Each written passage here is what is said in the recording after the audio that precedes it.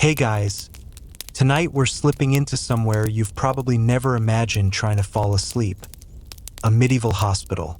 Picture a room filled with groans, candle smoke, and the distant clink of iron tools. The walls are stone, always damp. The straw on the floor, moldy and suspiciously warm. And that smell? It hits you before you even step inside.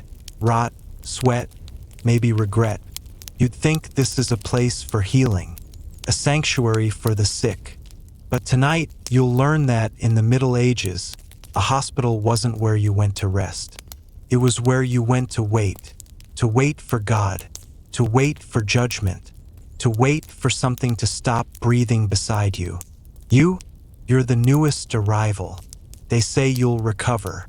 But the way the monk looked at you, like he's already memorizing your last rites, you're not so sure. So, before you get comfortable, take a moment to like the video and subscribe, but only if you genuinely enjoy what I do here. I'm always up for sharing more strange, shadowed history just like this. And hey, tell me where you're watching from and what time it is. I want to know how many of you are in bed. Maybe in the dark. Maybe alone. Now, dim the lights. Maybe turn on a fan for that soft background hum. And let's ease into tonight's journey together. You enter just after sunset. The stones under your feet are slick from the day's rain, and the torchlight doesn't reach far into the narrow passage ahead. This isn't a grand cathedral hospital, the kind reserved for bishops and kings. This is a poorhouse infirmary, one of many scattered across medieval towns. And you're just another body in a long line of the weary, the sick, the forgotten. They don't ask your name. They don't need to. Names are for the living, and most who come here leave only as burdens for the grave diggers. The door creaks open, slow, deliberate, like even it dreads what's inside. The scent hits you first, a thick, sweet rot, not just the sourness of unwashed flesh, but something deeper, something final. You try not to gag. You fail. No one notices. That's probably a good thing. The ward is a single large chamber. Beds, if you can call them that, line the walls. Wooden frames. No mattresses. Just hay, cloth, and whatever rags the last occupant left behind. You spot stains, dark ones, sticky looking, some red, some black, some you'd rather not guess. A nun approaches. She doesn't smile. Her face is lined like the bark of an old oak, and her wimple is stiff with years of prayer, or maybe ash. She gestures without speaking, her hand pointing to an empty bed near the far wall. You pass others as you go, one man clutching his stomach and groaning, a child whose eyes no longer blink, an old woman whispering to something you can't see. You sit. The straw crackles under you. You shift, trying to find a spot that doesn't jab your spine. There isn't one. Across from you, a man coughs once, wet and deep, and then falls still. No one moves. No one calls for help. Eventually, someone walks over and pulls a cloth over his face. And then they leave him there. Welcome to the hospital. Night falls faster inside. The torches are extinguished, one by one. You're left with a single candle on a ledge near your bed, its flame flickering like it's second-guessing itself. Shadows stretch along the stone walls. They don't move. They wait. You hear everything now. Someone's breathing, raspy and irregular, just to your right. A quiet sob from a far bed. The scratch of a rat somewhere beneath the floorboards. And somewhere, maybe even close, you hear a whisper. Not a voice, not words, just a whisper, like the sound of a dying fire. You lie back, trying to stay still. Every creak of the wood feels amplified. You don't want to attract attention, but from what? You think of your bed at home, the blanket your mother made, the dry roof, the door that locked. Here there are no locks, only curtains of air and fear. You glance at the candle, still burning. For now, a nun returns. She's holding a small bowl of something warm and gray. She hands it to you with a nod. You try to smile. You shouldn't have. Tastes like wet bread left in a grave.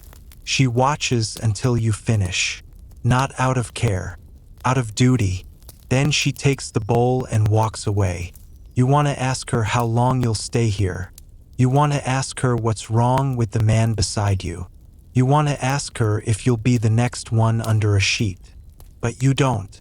Your voice feels too loud, even inside your head. The night drags on. You try to sleep. You shift. You itch. You think of the straw, how many have lain here before you. You think of what they left behind. Fleas? Sweat? Sins? You close your eyes for just a moment. But the moment stretches. You dream, but it doesn't feel like dreaming.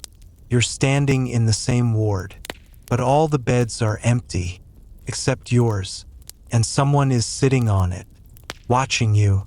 You wake with a start. The candle is lower now. The whisper is back, closer. Your skin is damp.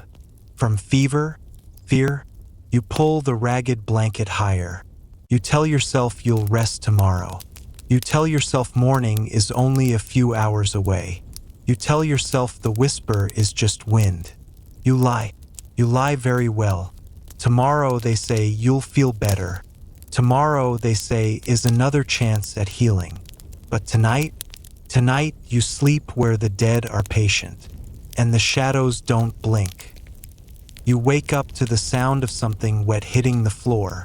It isn't dramatic, just a soft splatter like soup being dropped. But in this place, everything feels heavier, thicker. You don't move at first. You let your eyes open slowly, pretending for a moment that you're not here, that you're in your own bed, that you can roll over, pull the blanket tighter, and mumble something about 5 more minutes. But you're not. You're still in the infirmary, and someone is crying. Not loudly, not the kind of cry that wants help. This one is quieter, close, and strangely rhythmic, like a prayer breaking apart. You sit up. Your body aches. The straw under you has rearranged itself in cruel ways. Your spine feels like it's been chewed on. Your head is pounding, not from illness, but from being too aware of every heartbeat. Across the aisle, a young man is holding his arm tightly to his chest. Blood seeps between his fingers. It's not gushing, just oozing, like it's tired of trying. There's no one helping him. You glance around. The nun is gone. The monk is gone. The ward feels stiller than last night, if that's even possible. The candle near your bed has melted almost to the nub. You try to listen, but the silence now seems deliberate, like the room is holding its breath. And you start to wonder if you're supposed to be holding yours too. You stand. Your legs protest. The cold stone floor sends a jolt up your spine.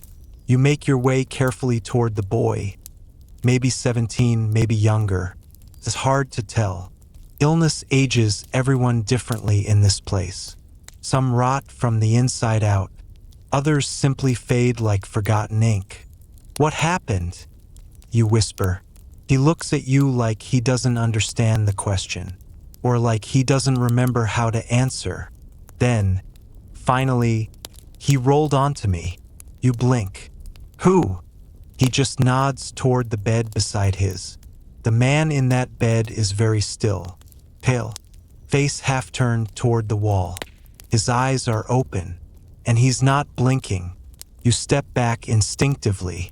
It's not the first dead man you've seen here, but something about the way his eyes remain fixed on nothing makes your chest tighten. You hear the boy mumble something. Not cold yet, he says. You don't ask what that means. You don't want to know. Later that morning, though morning here just means the light through the high windows shifts from gray-black to gray-yellow. You're given bread, stale but edible. Water too. The nun returns, but doesn't speak. She walks from bed to bed, checking pulses or eyes or just the general shape of things. Sometimes she marks something with a chalk X on the frame. You notice she skips one bed entirely, the one with the dead man, still lying there, still watching nothing. You return to your straw and try to lie back down, but you're more aware now. Every creak of wood, every shuffle of feet, every cough. There are too many bodies in here, too many breaths, too many ways for something to crawl into your lungs and make itself at home. You think of the phrase shared bed, shared fate. It's something people say in jest in taverns, usually about romance or debt. But here it's not a joke. Here it's a quiet promise. You hear a rattle of wheels outside, a cart, maybe, then silence, then footsteps, several, boots. The monk enters, flanked by two others. They go straight to the body. They wrap him up, efficient and silent, like they've done this 1,000 times. Because they have. The boy watches, still clutching his wounded arm. You expect someone to help him. No one does. The body is lifted onto a wooden stretcher, and they carry it out. A few people mutter a prayer under their breath. You just try not to breathe in. Later that day, you're given a poultice. It's brown. It smells like boiled turnips and death. The nun tells you to rub it on your chest. You ask what it's for. She just says, breath. Helpful. You try to nap. You don't succeed. The man beside you moans every few minutes. A woman 2 beds down mutters in a language you don't understand. Over and over, like she's trying to hold something back, with syllables instead of strength. A child cries, then stops, too suddenly. You lie there, eyes closed, pretending you're not here. It's a dangerous game, because in this place, pretending you're not here is often the first step to not being here at all. That night, you're moved. Not far, just a few beds over. One of the nuns says something about cleaning the straw. You don't ask questions. You just gather your things, your thin blanket, your own body, your own breath, and shuffle to the new spot. This bed is firmer, the straw newer. That's when you realize something. It's the bed the dead man was in yesterday. Still smells faintly like iron. You lie down anyway. You don't really have a choice. You dream. This time, the ward is empty again, but not silent. You hear the sound of dozens of feet walking across stone. Slow, in rhythm, like a funeral procession with no priest. Then the whisper again. Closer. Clearer. You hear your name. You wake up choking on your breath.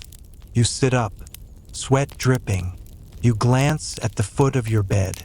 There's nothing there, but the nun is standing nearby, just watching. She nods at you once, then walks away. Later, you learn something the hard way. In this hospital, when they move you to a new bed, it's not for your comfort. It's because someone else will be taking your old one very, very soon. And sometimes, the straw in the new bed hasn't even cooled yet. And just as you're about to drift off again, thinking maybe, just maybe, tonight will be quieter, you hear the boy across the aisle start to cough. A wet, choking sound, the kind that doesn't stop on its own. You keep your eyes shut, but your ears stay wide open. Because here, rest isn't just hard to come by. It's dangerous. And in the silence between coughs, you swear you hear someone whisper your name again. By the 3rd day, the smell becomes a character of its own. It clings to your skin, crawls up your nose. It nestles behind your eyes. A mix of rotting herbs, sour bodies, and something metallic you try not to identify. You tell yourself you'll get used to it. Everyone does. But you notice some of the others don't smell it anymore. Not because they're used to it, but because they've stopped breathing. This morning, there's a new arrival. A woman, middle-aged, carried in by 2 farmers, her sons, maybe. Her face is gray. Not in a poetic way, not in a she looks tired kind of way. Gray like stone before it crumbles. She groans as they lower her onto a bed. One of the farmers lingers.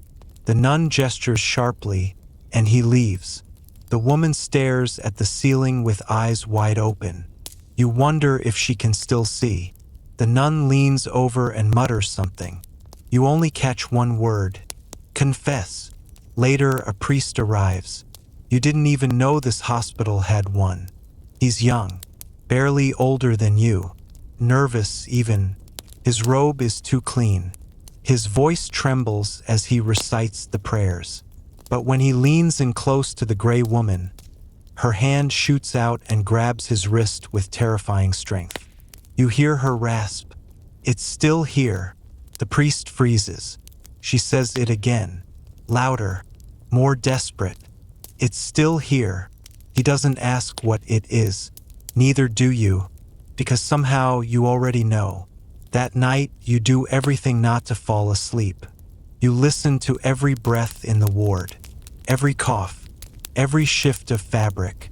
You start to recognize people by the sounds they make. The man who scratches at his beard, the woman who mutters her prayers backward, the child with the hiccupy sobs, and the silence, the long, hollow silence from certain beds. Those are the worst, because silence in this place means something. You turn to your side. Your straw mattress crackles. You stare at the beams of the ceiling, trying to count the cobwebs or the cracks, or anything else that feels unchanging. Then you hear it again, that whisper, closer, like it's right under your bed. You sit up, fast, too fast. Your vision blurs. When it clears, you see something at the foot of your bed. Not someone, something, just the shape of it. A figure draped in dark fabric, hooded, faceless, still, watching. You don't move.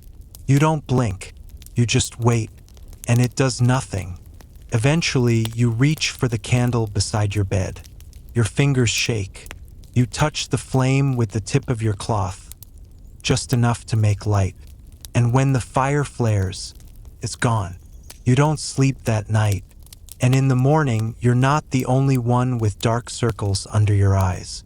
You see the boy across the way, his arm now bandaged with something brown and wet. His gaze is distant, like he's already halfway somewhere else. You mouth the word, "Are you okay?" He doesn't answer. He just lifts one hand, points at the ceiling. You follow his gaze, and see it, a black smear, running along the beam above the beds, like soot or something worse. It wasn't there yesterday. You blink, and it's still there. The nun doesn't look up. The priest doesn't return. The woman with the gray face dies before sundown. You know this because they don't close her eyes. By the fifth night, you learn to sleep in shifts. 20 minutes here, 10 there. Anything longer, and the dreams come too deep, too real. You're back in the field again with the cart. Only now the cart is filled with beds. Endless rows of them. Straw, flesh, straw, flesh. And every time you blink, another bed is empty. You look down and realize you're sitting on one of them. You feel the straw shift underneath you, and you hear someone whisper, "It's your turn."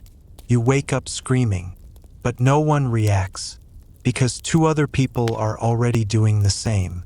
The boy is one of them. The other is a man you hadn't noticed before. You never got his name, and you won't now, because by morning he's marked with the chalk X. You think of leaving. You even try. You step out into the corridor, feet bare, air cold, walls sweating with mildew. But as you turn the corner, you see something you weren't supposed to. Two monks, rolling a body into a cloth sack. A child's body. The sack is small, too small. One of the monks looks up, meets your eyes. You step back. He nods once, not in greeting, but in warning. You turn and walk back to the ward and lie down on the straw. Your straw, the one that now smells like cold iron. You stop counting the days after that, because time in this place doesn't move forward. It sinks, like breath into a chest that may or may not rise again. The next morning begins with blood. Not yours, thankfully, but close enough. The man in the bed beside you coughs into his sleeve and leaves behind a dark red smear. It's not like a nosebleed. It's thicker, blacker. He stares at it for a long time, then folds the sleeve back down like it's nothing. The nun sees it, but she doesn't come. She's busy with the new ones. Always new ones. They keep arriving. On foot, by cart, on makeshift stretchers cobbled together from broken doors and fence posts. Some walk in under their own power and still collapse before they make it to a bed. Others are already unconscious, their heads lolling, mouths parted like fish out of water. The hospital groans with the weight of them. Beds are pushed closer together. Straw is laid directly on the floor now. Some people are doubled up, one head at each end of the bed like shoes in a crate. You look around and realize you don't even know who's alive anymore. You try not to touch anyone when you move. You fail. That morning, a woman in the far corner starts to scream. Not loud, not at first. Just little gasps like someone whose dream got too sharp. Then it builds. A full howl, unbroken, raw as a skinned knee. You and the others try not to look. But you do. You always do. Her hands are wrapped in cloth. Tight. Bloody. You hear someone say she bit off the ends of her fingers in the night. Thought there were bugs under the nails. Or maybe voices. No one's quite sure. The nun tries to calm her, but the woman fights like an animal. Scratches. Kicks. You see her mouth foaming now, and for a moment her eyes lock on yours. You wish they hadn't, because something in them doesn't belong here. It belongs outside the world. They take her away. Where? No one says. But the bed remains empty, and no one takes her straw. Not even the desperate ones on the floor. You hear someone mutter, "The bed's cursed now," and you believe them. There's talk of saints in the ward. Some say Saint Sebastian is watching over them. Others were small tokens. Bits of cloth, dried flowers, wax figures so melted they're unrecognizable.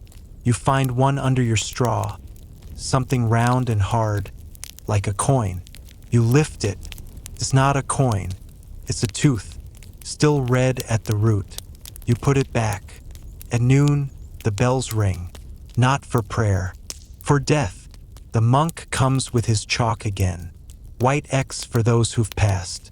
Gray X for those who will. You see him pause over the boy 2 beds over. The one with the distant stare. He hesitates, then draws a gray mark on the wooden frame beside him. The boy doesn't react. You wonder if he saw it. You wonder what it means to know. Later, a fire breaks out in the kitchen. You don't smell smoke. You hear it, the pounding of feet, the shouts in Latin, the crash of something ceramic. The flames don't reach you, but the fear does, because suddenly the nuns and monks are too busy, too frantic. No one checks on the sick. No one changes the dressings. No one empties the pails. By the evening, the smell is unbearable. You shove your nose into your sleeve, but it's no use. It's already in your lungs, like a tenant that doesn't plan on leaving. That night, the man beside you dies. Quietly. You don't notice until the light shifts, just slightly, and you realize he hasn't moved in hours. The nun confirms it. They don't move him yet. They don't have time. So he stays. All night. You sleep beside a corpse. His hand occasionally brushes yours. You don't pull away, because if he's cold, it means you're still warm.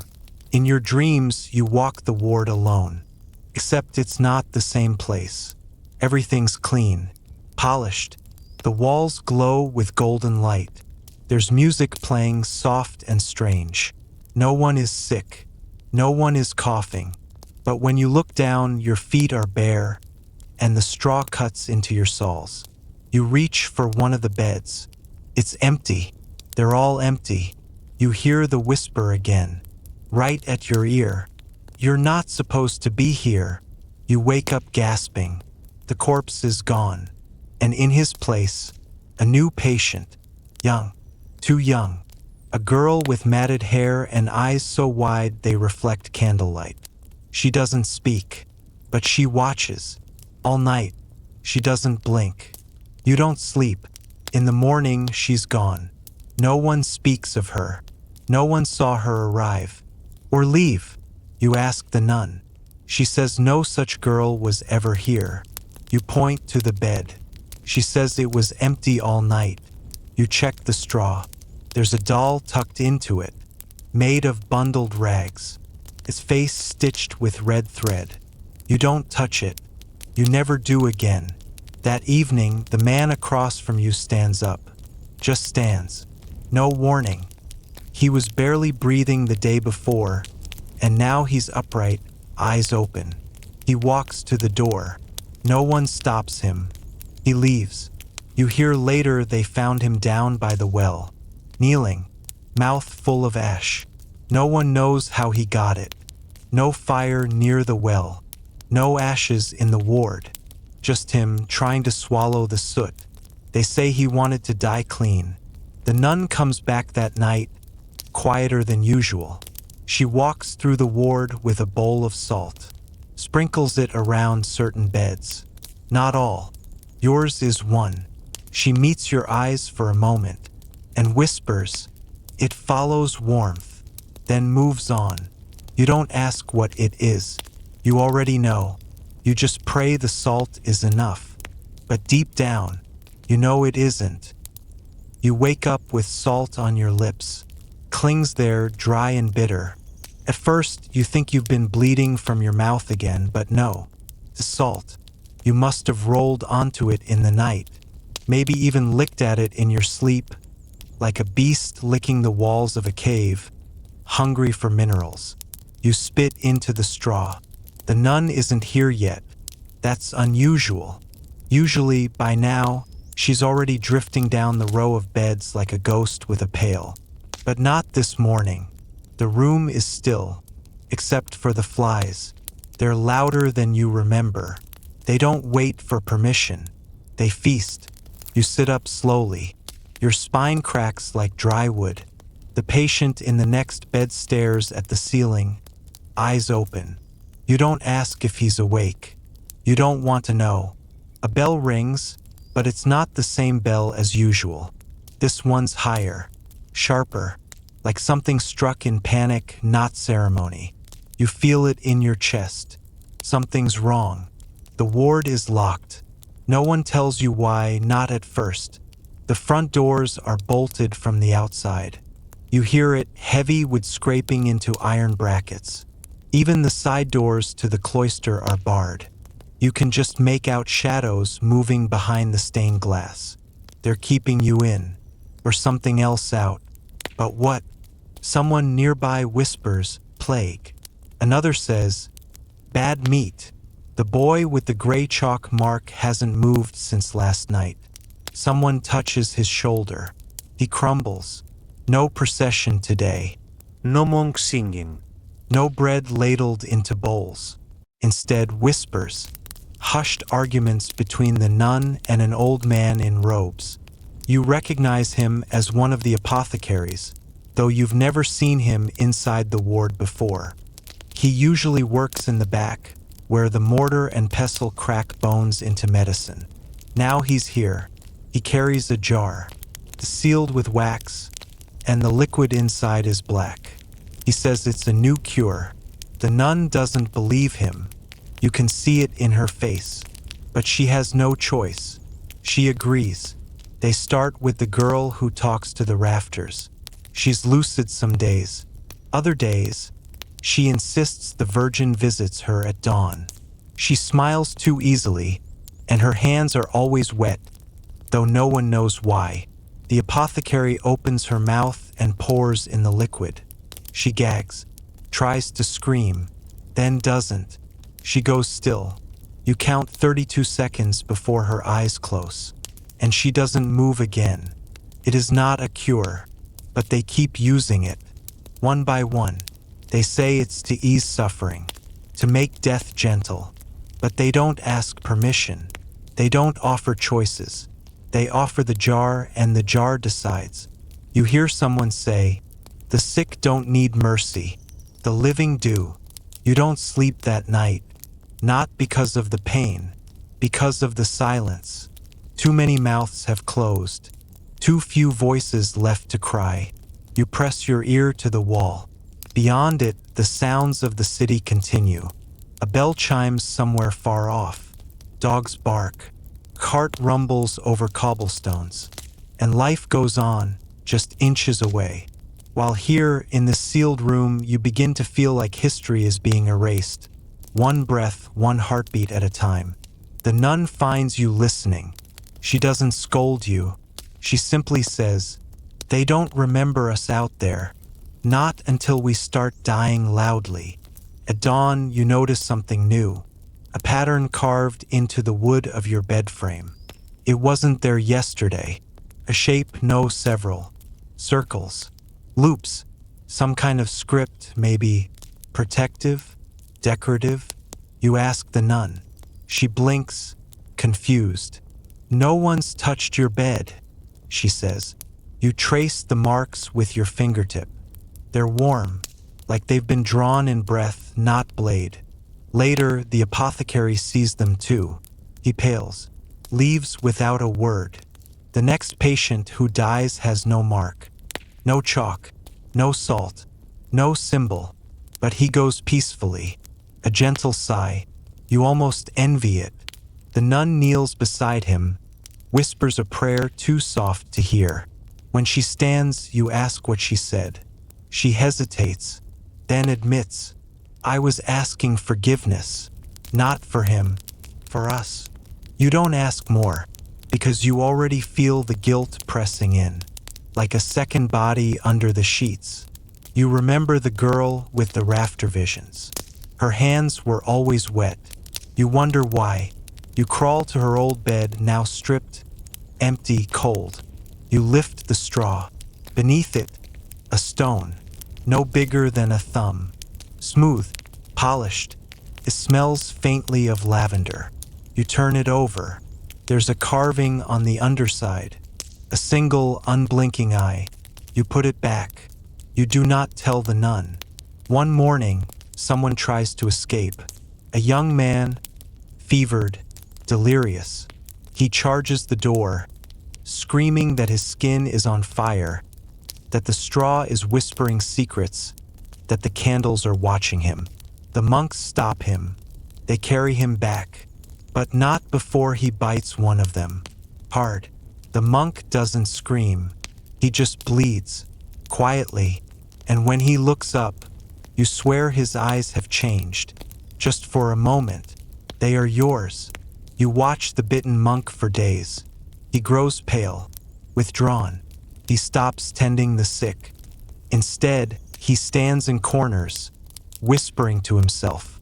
You hear your name once, not your real one, the one you haven't told anyone here. He shouldn't know it. No one should. You try to forget it happened.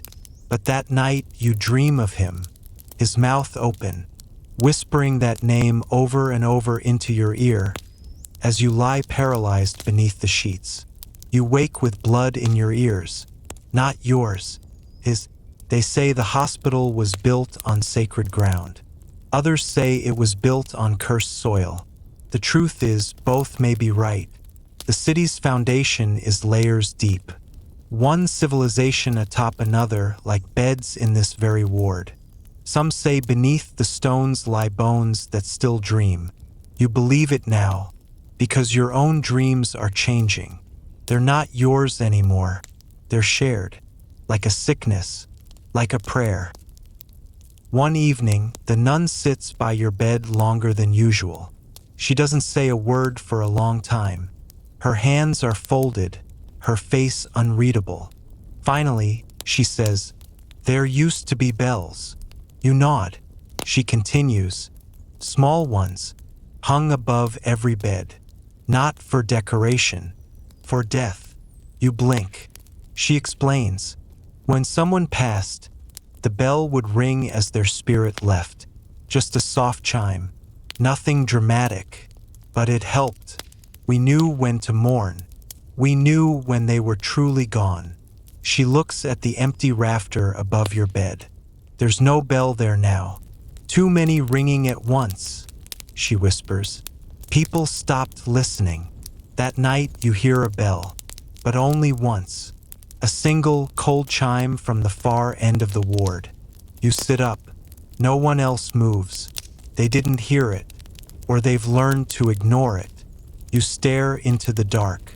One bed is missing a shape. You count again. Yes, someone is gone. Not just dead. Gone. Sheets still tucked. No blood. Just absence. You say nothing. The apothecary returns with a new jar. This one isn't black. It's gold. Viscous. Shimmering in the candlelight. He claims it's a tonic from the east. Something holy. The nun won't let him test it. Not yet. Instead, she places it on the altar at the end of the hall, beside the crucifix.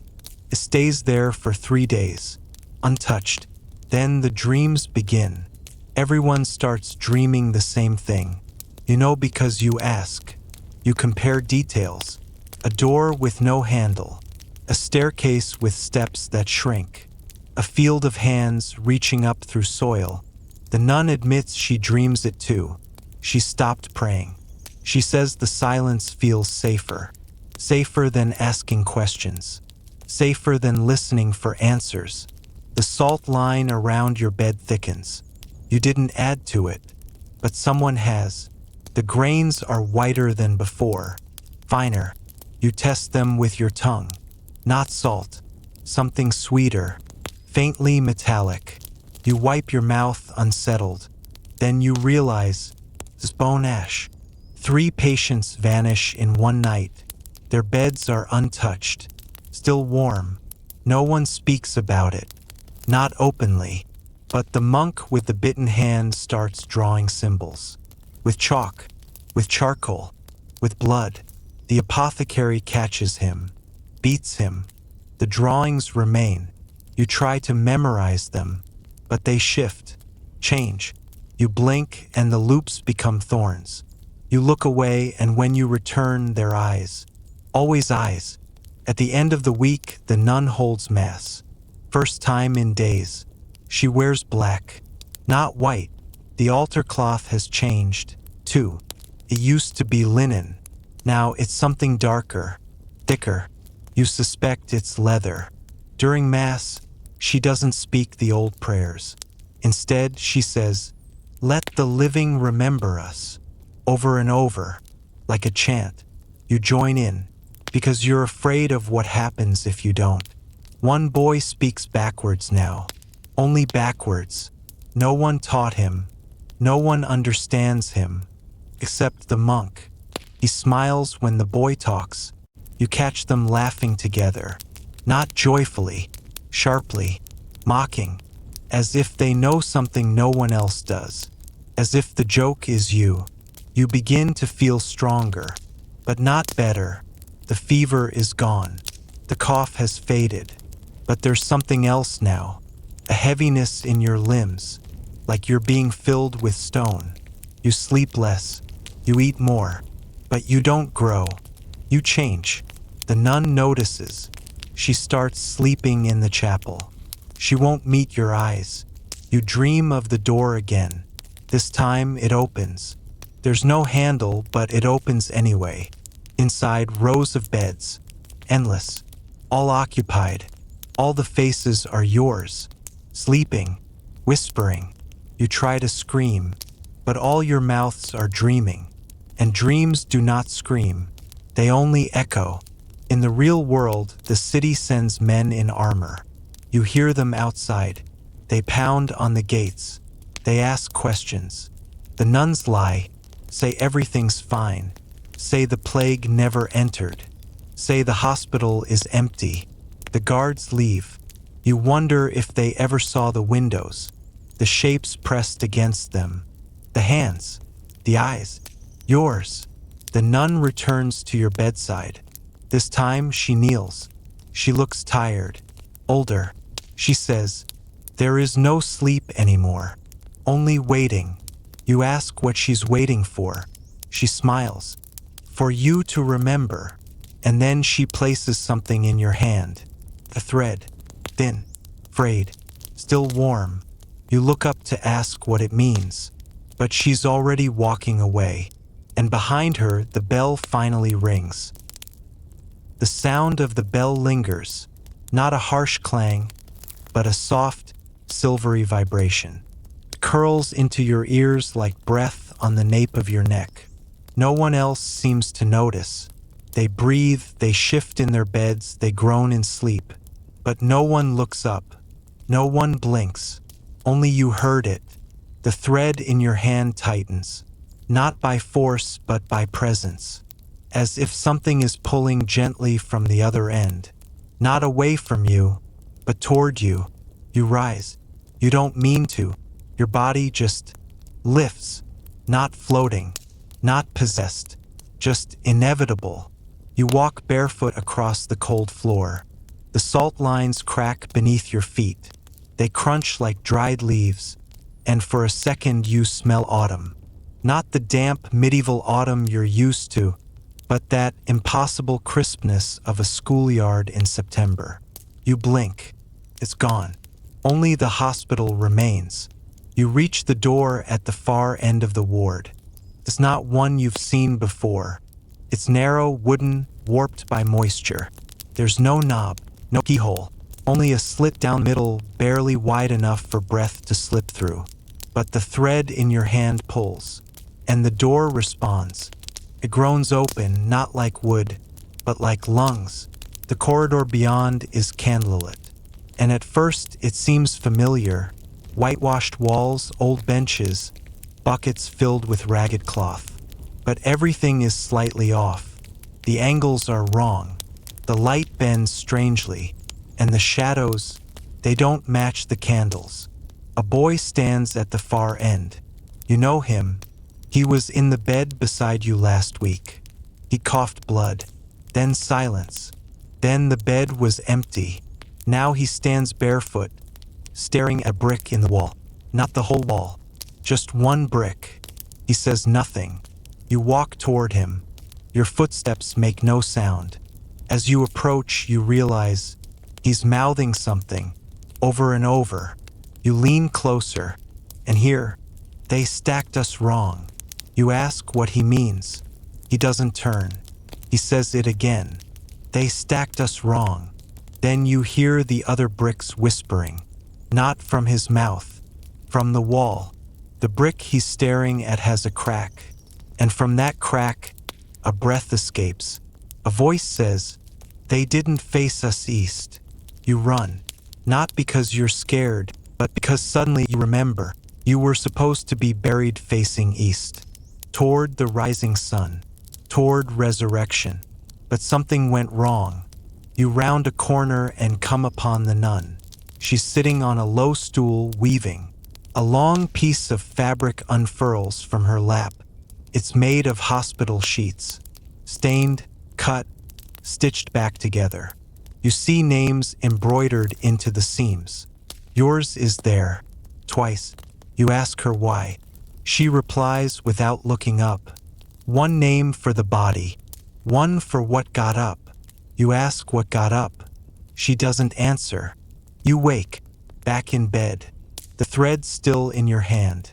The apothecary is at your side. He doesn't look pleased. "You were sleepwalking," he says. "Dangerous in your condition." He gives you a new tonic, thicker. It smells like wax and burnt feathers. You drink it because the part of you that wandered is still thirsty. Later, the monk stops by.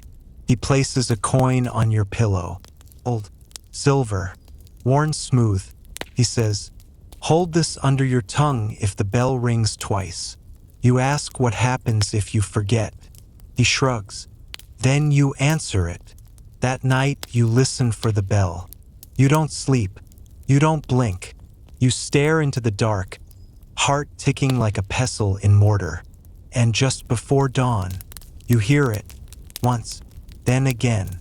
You slide the coin under your tongue. Everything goes cold. And just before you black out, you realize something.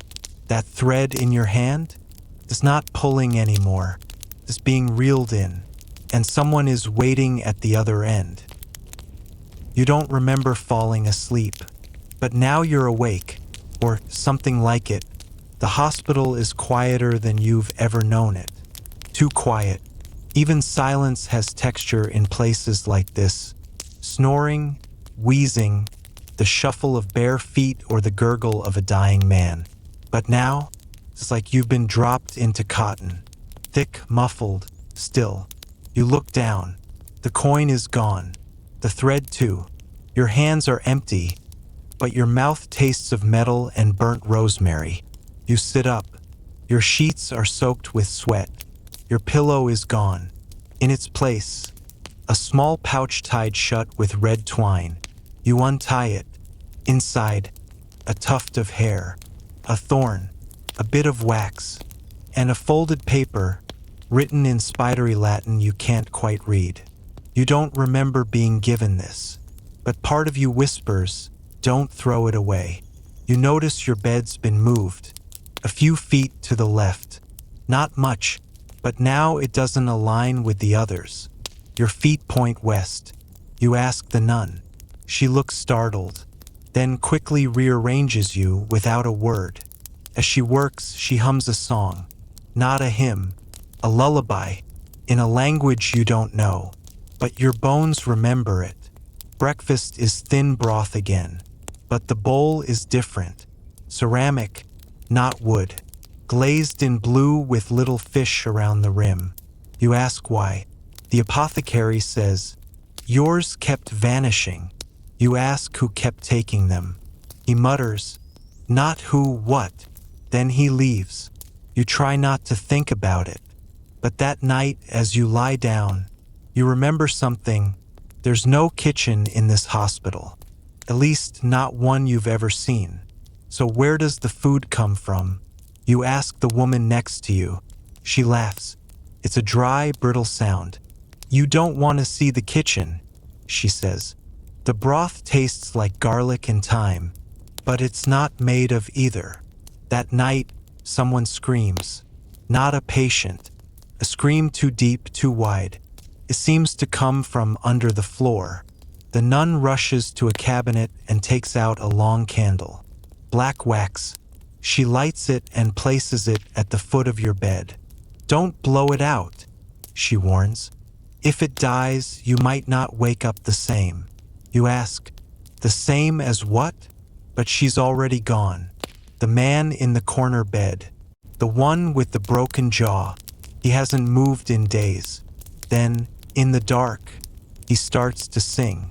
It's low and slow. A chant, almost. You recognize the melody. The same lullaby the nun hummed. But from his mouth, it's wrong. Like someone trying to remember it through broken teeth. Suddenly, the bell rings again. Not soft this time.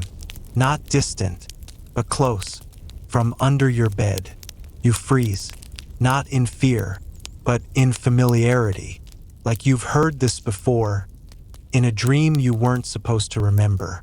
You look over the edge. There's nothing. No bell. No thread. Only a small inscription on the wood beam below. Don't answer twice. You lie back. Try to breathe slow. Try to pretend your heart isn't racing. And that's when you see the footprints on the ceiling. Small, bare, ash gray. They start above your bed and lead toward the ward door. You close your eyes. You tell yourself they were always there, like the cracks in the wall, or the faces in the window at dawn, the ones only you seem to see. Outside, the bells for matins begin to ring. the morning prayers. You made it through the night, you think. But the pouch beside your pillow is heavier now, and something inside it is ticking. You open your eyes and it's not morning. The light through the small stained glass window is the wrong shade. Not warm gold, but greenish blue, like mold under ice. Your breath fogs as you sit up. The air is cold and damp, even though the hearth at the end of the ward glows red. You feel like you're underwater, not drowning, just floating beneath the surface of something old and waiting. A nun walks by. You don't recognize her. Her veil is darker than the others, and she doesn't look at you, just glides. Literally, no footsteps, just the whisper of her habit against stone. You blink, and she's gone. Later that day, a cart arrives, drawn by a mule, creaking with the weight of something covered in linen. The porter is a man with a leather mask, like a bird. He doesn't speak, just nods to the apothecary and waits. 3 patients are carried out, still breathing. You ask where they're going. The answer? They've become useful. No one elaborates. But that night, the broth tastes different again. More earthy. You're sent for leeching again. Not for fever this time, just because the stars aren't right. That's what the priest says as he marks your chart with chalk and a strange, curling symbol. It looks like a snail or a spiral galaxy, or maybe something's eye. You ask where he learned it. He says, "From a book we no longer read." They tie your arm. The blood runs sluggish, thick and dark, like molasses. The leech wriggles in its jar until it's placed on your skin. Then it grows still as if in prayer. It latches, and you feel peaceful, too peaceful. You hear a hum just below the edge of sound, and suddenly you're not in the hospital anymore. You're lying on a stone floor, surrounded by candles. Above you, men and women in robes chant in a language that stings your ears. The leech pulses, then snap. You're back. The nun is wiping your arm. She looks paler than before. You ask how long you were gone. She says, "Only a few minutes." But time doesn't move the same in places where blood speaks. That night you don't dream, but your body moves. You wake up at the far end of the ward, standing by the bell. The same bell from your first night, except this time it's in pieces, melted, cracked open like an egg. And in the middle of it, your name, carved in neat, tiny letters. You tell the apothecary. He nods, not surprised. "Sometimes patients are called," he says, "and sometimes they answer themselves." You ask what it means. He says, "You've stepped closer to the veil, but not through it. Not yet." That evening, a traveling friar visits the hospital. Young, bright-eyed, full of passion. He says he wants to offer comfort. He plays a lute, sings a hymn. Halfway through the second verse, his nose begins to bleed. A trickle at first, then a flood. He collapses mid-chord. They carry him to a side room. Later, you hear the nuns burning something, and the smell of burning wool and lavender seeps into your sheets. You ask what happened. One of the older patients whispers, "He sang a note that didn't belong here." The next morning, the marks on your arm from the leeching are gone. But in their place, tiny bruises shaped like teeth. Not human, not animal, something else. You look in the mirror. Your eyes are darker than before, not tired, deeper, like wells with no bottom. And behind you, just for a second, a face that isn't yours, but it smiles, just like you do now. You're not afraid anymore. That's the strangest part. The hospital should terrify you. The sounds, the smells, the dreams you can't remember but feel anyway. But instead, it's like you've lived here forever. like you were always meant to be here. The walls creak in a way you understand now. The moans at night are almost soothing. Even the groan of the wind through the shutters feels familiar, as if it's calling your name, but using a voice you used to have. Today, a new patient arrives. He's not sick, at least not in a way you can see. Strong, tall, with a red scarf tied around his neck and a smug little grin. He jokes with the nuns, says the whole place smells like wet dog and sin. You hate him immediately, not because he's loud, but because he doesn't belong, because he doesn't know yet. He doesn't see what you see, not yet. He's placed in the bed beside yours. That night he sleeps like a child, but you don't. You stay up listening, waiting, and then right on cue, the whispering starts. First, it's the usual, Latin fragments, prayers gone sideways. But then, a new voice joins in, deeper, hungrier, and it's not whispering, it's laughing. You roll over. He's sweating, murmuring something, clutching his red scarf. And then, he jerks awake, eyes wide, mouth open, but he doesn't scream.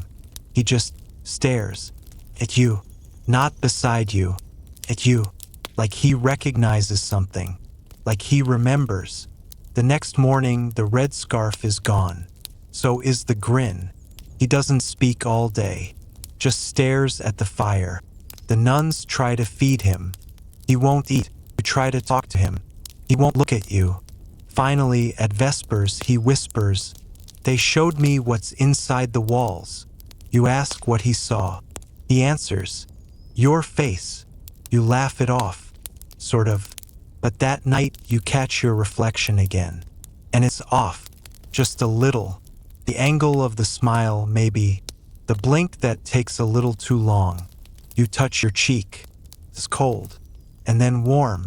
Then cold again. Like your skin doesn't remember how it's supposed to feel. The new patient doesn't wake up the next day. He's breathing, but his eyes are open, staring at the rafters. They move him to the garden. Fresh air, they say, but you've seen the garden. Nothing grows there, except the statue. The statue wasn't there before. It appeared one morning behind the herb beds, a figure cloaked in vines and stone. Its face is blank, but its mouth is open, and in the mouth, teeth, too many. You asked the apothecary who carved it. He said no one did. It's always been here, he told you. You didn't argue, because maybe that's true. That night you hear laughter again, but this time it's familiar. Your voice, laughing from a bed across the room. You sit up, look around. All the other patients are asleep, but the one in your bed isn't. Yes, that's your bed. That's your blanket. And that's your body, lying there, smiling, breathing. You blink, and you're back in bed. Or are you? Your hand moves, your breath fogs, but something's changed. You look around. Everyone else is awake now, and they're all staring at you, eyes wide, not afraid, just expectant, like they've been waiting for you to finally arrive. The next morning, the bed across from you is empty, not just unoccupied, gone. No sheets, no frame, no memory of it ever having been there, except you remember. You remember yourself lying in it, or someone who looked like you, or maybe it was you, but you're not sure which version of you counts anymore. The other patients don't speak. They move differently now, too smoothly, like puppets slightly out of sync. The air in the hospital has changed too. It's thicker, more listening. Breakfast is the same. Cold gruel, hard bread, and water that tastes like copper. You try not to gag, but the nun standing beside you smiles too wide when you do. She whispers. It helps keep the visions sharp. You don't ask what she means. You're afraid she'll tell you. Today, you're assigned to help the apothecary. He's waiting in the back room, a place you've never been allowed before. As you enter, the smell hits you first. Herbs, yes, but also something sour, metallic, and wrong. Jars line every wall. Some contain dried roots and flowers.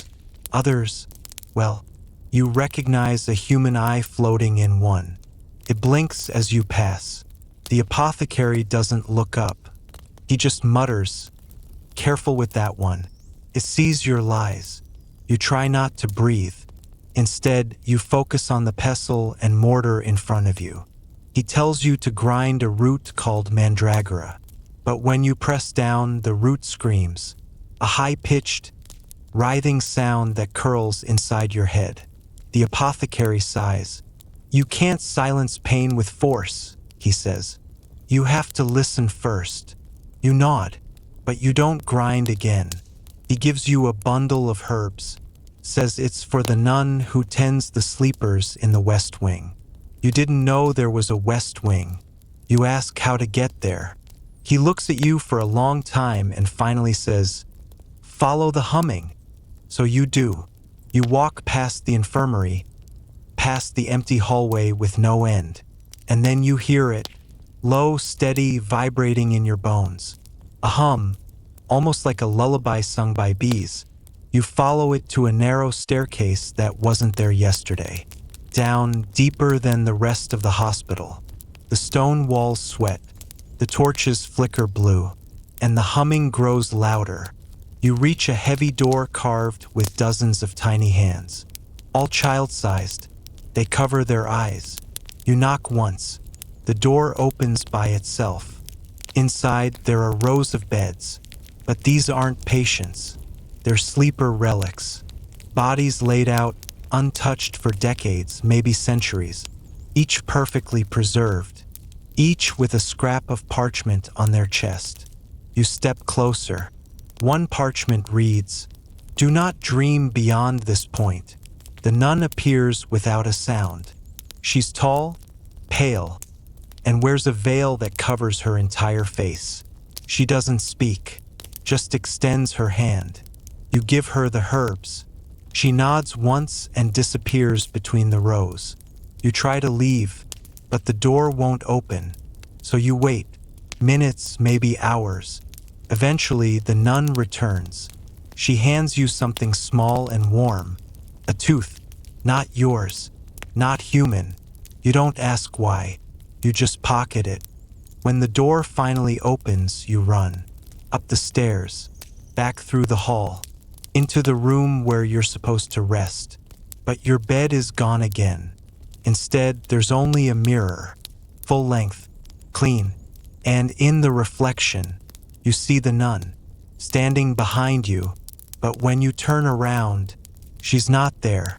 That night you can't sleep, not because you're afraid, but because you're waiting. The humming hasn't left your bones. The tooth pulses in your pocket, and when you finally drift off, you don't dream, you remember, not just your life, but all the others, all the versions of you who came here. Some left. Most didn't, and one of them, one of you, still watches from the mirror, waiting to come back in. You wake up, but not where you fell asleep. The cot, the walls, even the smell of the hospital, gone. Instead, you're lying on a wooden bench outside in a cloister garden. The sun is too bright, the birds too loud. A single nun is watering plants nearby, and when she sees you stir, she smiles without teeth. "Feeling better?" she asks, like you've only just arrived. You sit up too quickly. The world tilts.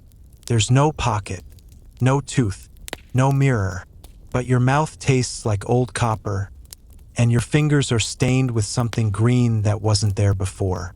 The nun hands you a wooden bowl filled with petals floating in water. "It helps cleanse what clings," she says, and walks away before you can ask what she means. You drink it. Tastes like dirt and almonds. Your hands stop shaking, but now your hearing is wrong.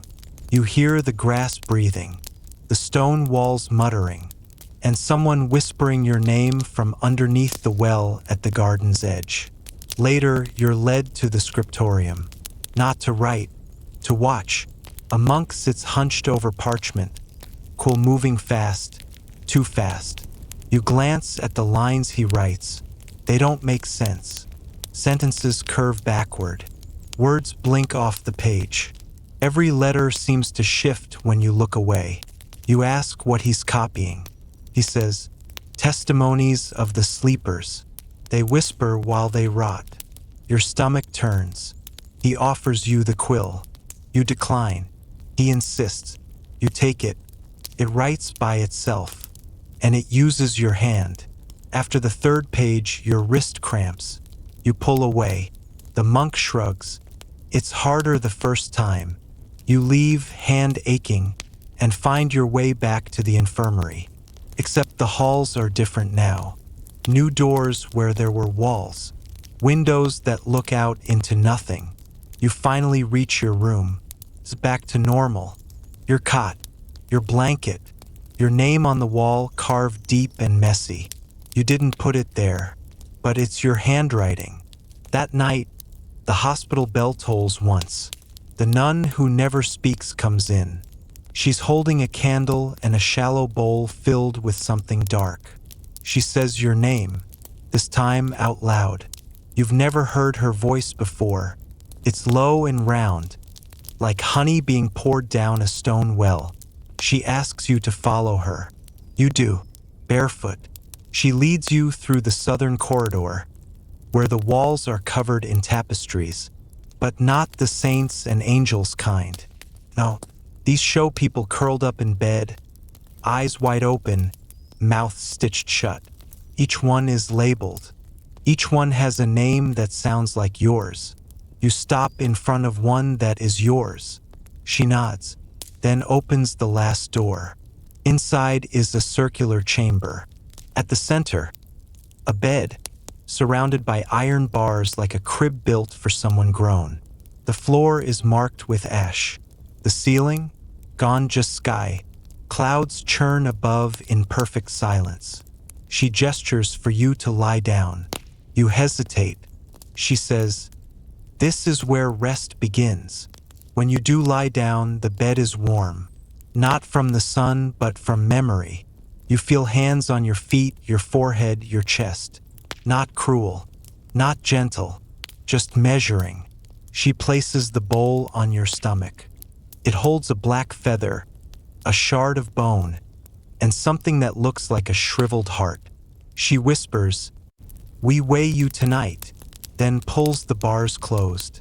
You hear them lock. The candle is left beside you. This flame doesn't flicker, and when you close your eyes, you don't fall asleep. You fall inward, down through layers of yourself. Versions that never came to the hospital. Versions that died here years ago. Versions that still sleep beneath the chapel, dreaming of a time they were whole. And at the center, buried deepest, there's a version of you that is still screaming. And the worst part, you hear them scream your name. You wake up to silence. Not the peaceful kind. Not the hush of a monastery before dawn. No, this silence is hollow. Your eyes open, but it takes a second to recognize where you are. Still on the cot. Still in the hospital. But something's changed. There's a taste of soot in your mouth. Your limbs feel too light, like they've been hollowed and restuffed. Your breath comes out colder than the air around you. You sit up. Your shadow doesn't. You blink. Once, twice. Your shadow stays still. It remains curled on the cot, like it's still asleep. You reach out to touch it, and your hand passes right through. You stare at it for a long time, unsure if you're the ghost or if it is. Then the bell rings. 3 times. Each toll makes your stomach drop an inch lower into your body. That's not the waking bell. That's the last rites. The corridor is packed. Patients in linen shrouds line the walls like forgotten scrolls. Their eyes follow you. They don't blink. You try to pass, but they reach out, not to stop you, but to touch you. Fingertips brushing your arm like they need to remember the texture of skin. One of them mouths something. You think it's, "Don't let them take your name." You keep walking. At the chapel door, a monk blocks your path. He holds a bowl. He doesn't speak. You look inside. It's filled with scraps of parchment. Names, burnt at the edges, smudged with blood. He offers you one. You hesitate. He doesn't move. So you take one.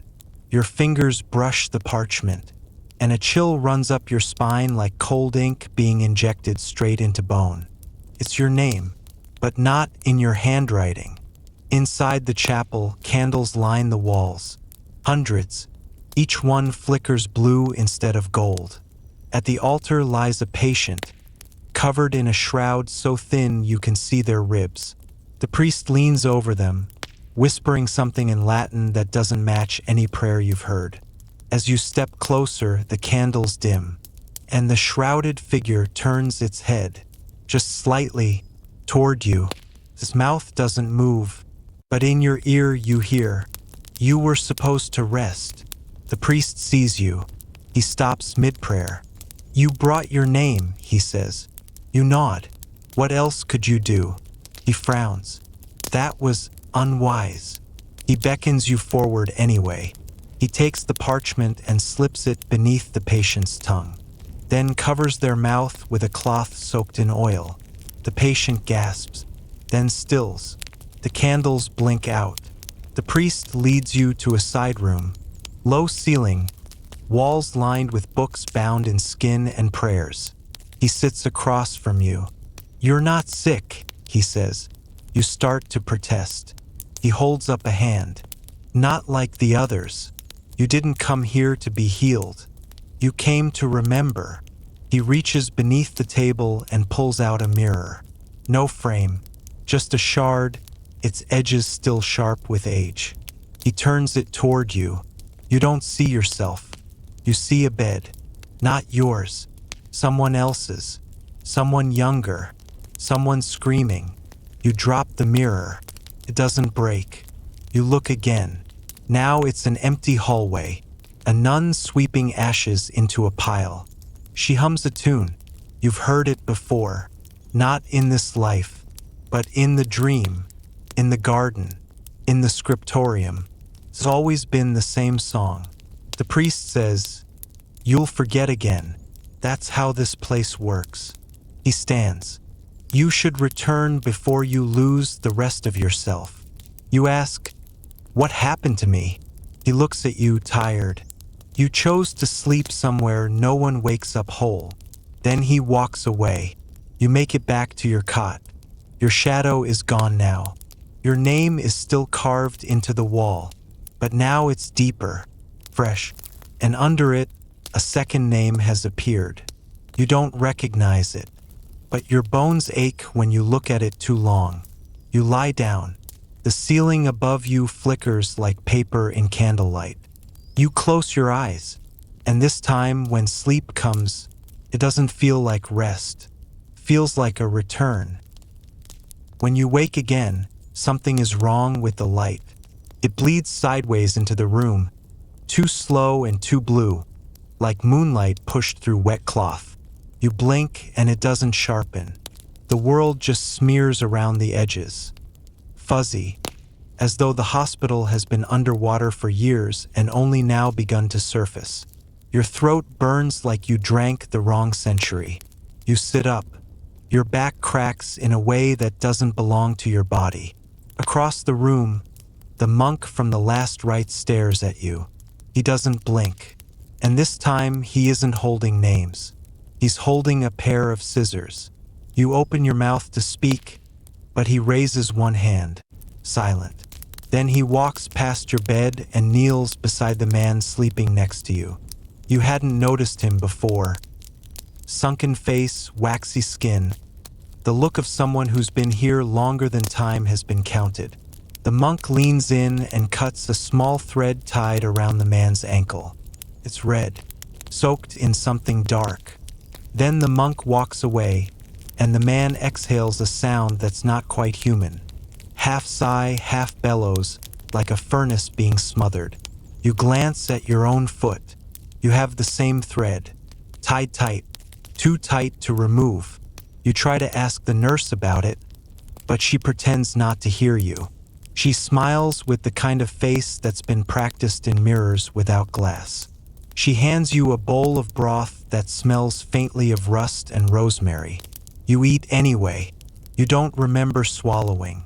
Later, while others sleep, you sneak to the records room. You've heard rumors. Names kept in ink, but also in threads, in locks of hair, in jars sealed with wax and prayers. You want to know how many times you've been here. The room is dark, save for a single lantern swaying from a hook. Every surface is covered in books, scrolls, and bundles of cloth labeled with birthmarks and scars. You find a ledger. You flip through until you find your bed number. There's an entry, then another, and another, 26 of them, different dates, different arrival reasons, all signed with your name, but written in different handwriting. You feel something shift behind you. You turn. It's the nurse. Only now she isn't smiling. Now she's weeping. Thick, red tears like wax down her face.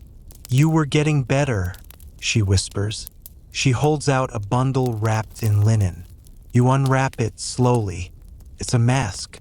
Wood and leather worn smooth from centuries of use. It looks like it might once have been worn by a plague doctor, but this one isn't for protection. It's for penance. She nods toward the mask. They make you wear it when you start remembering. You ask why. She shrugs. Because if you remember, you can leave. You laugh. It sounds dry, distant. Leave? You can barely walk to the privy without seeing ghosts. You've been trying to leave. You've tried stairs that loop back to the same corridor. Doors that open to gardens that whisper your thoughts before you think them. She steps closer. They don't want you to leave through the doors. She taps your chest gently. They want you to leave through yourself. You don't know what that means. She doesn't explain. The next night, a patient vanishes. Bed still warm, thread still tied, but no one speaks of it. Even the monks walk faster in that hallway now. You sneak back to the chapel. You're not sure why. Maybe it's because the shadows seem thinner there. Maybe it's because the walls whisper in ways that sound like lullabies instead of warnings. Or maybe you're just too curious to stop. This time, there's no priest, just the candles. One flickers gold. It wasn't gold before. It has a name carved in its wax. Yours. You move to blow it out, but your breath passes right through it. The flame flickers, then steadies, as if exhaling back at you. You wake again in your bed. Someone's been here. There's a mirror shard under your pillow. And a note. One more night. Then you must choose. You don't recognize the handwriting, but you recognize the parchment. It's the same kind used for names. You sleep with the shard held tight to your chest. This time, when you dream, you don't see hospitals. You see a house, a woman stirring soup, a child humming, a cat curled on a windowsill. None of them look at you, but they feel familiar, like something you lost once. Maybe a life, maybe just a story, maybe the same thing. You wake with tears in your eyes, not of fear, of memory. You try not to cry too loud, because the hospital listens. You've learned that by now, how the walls have ears and the windows don't look out but in. How sometimes, if you sob too deeply, the patient in the next bed wakes and whispers back a lullaby in a language no one should remember. But the terror won't stop. It's warm and honest, and for once, it feels like yours. Maybe the dream was a fluke, your brain trying to escape. Or maybe, just maybe, it was real. A past life slipping back into you like water into a cracked cup. You lie back. You don't want to move too quickly. Something has shifted, and the hospital feels quieter. Not safer, just cautious, like it's noticed you noticing.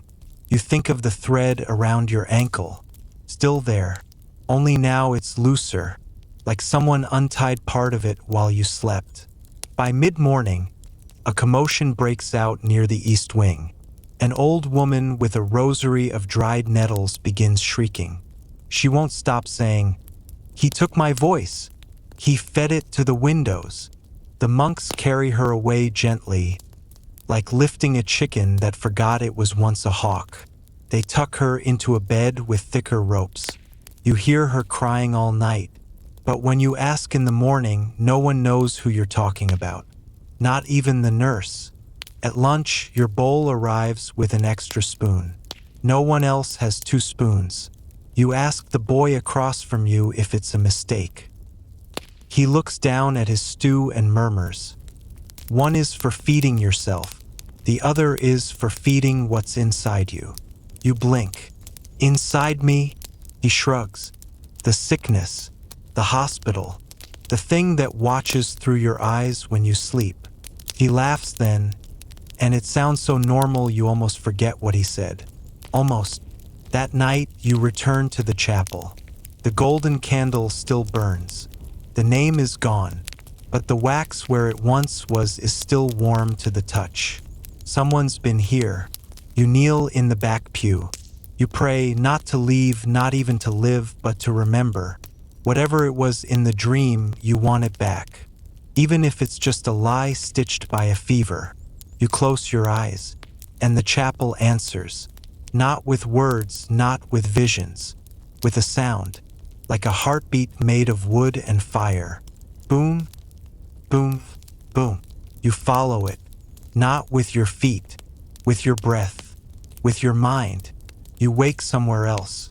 You're still lying down, but not on straw or rotting mattress. Stone. Smooth, cool stone. The walls are dark, not from shadows but from paint. Murals, all over. They show the hospital but different, cleaner, full of light. Not a place of sickness but of passage. Figures in white carry glowing orbs into the sky. Others sink into the ground, wrapped in vines and chains.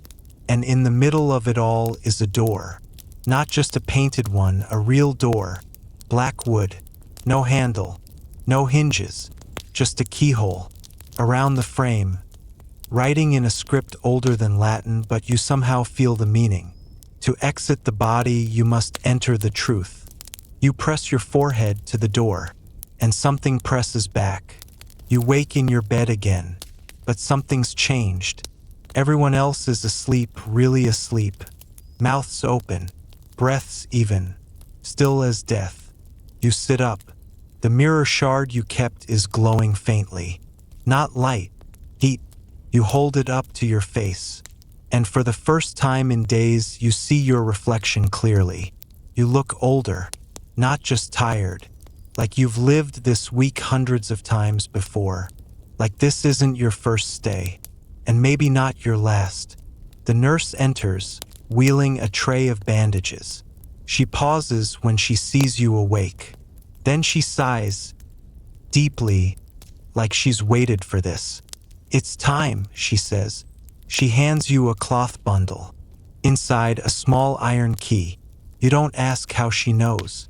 You don't ask if it fits the chapel door. You just nod. Because some questions aren't questions. They're memories waiting to be remembered. You sneak out before dawn. The hallway stretches longer than it ever has. Every candle flickers as you pass. The threads of other patients hum with soundless tension. But yours? It snaps, clean and quiet, like a story ending its first chapter. You reach the chapel. The door is still there, still waiting. You hold the key. Your hands shake, but only a little. Because fear is no longer the loudest voice in you. Hope is, even if it's wrapped in rags and shadows. You place the key into the lock. It fits. The door creaks open. A breeze slips through, warm, dry, and smelling of home, and you step through. You expect a hallway, or a staircase, or maybe another hospital wing, just older, moldier, smelling faintly of spoiled broth and despair. But no, the door leads to a garden. You pause, because that makes no sense.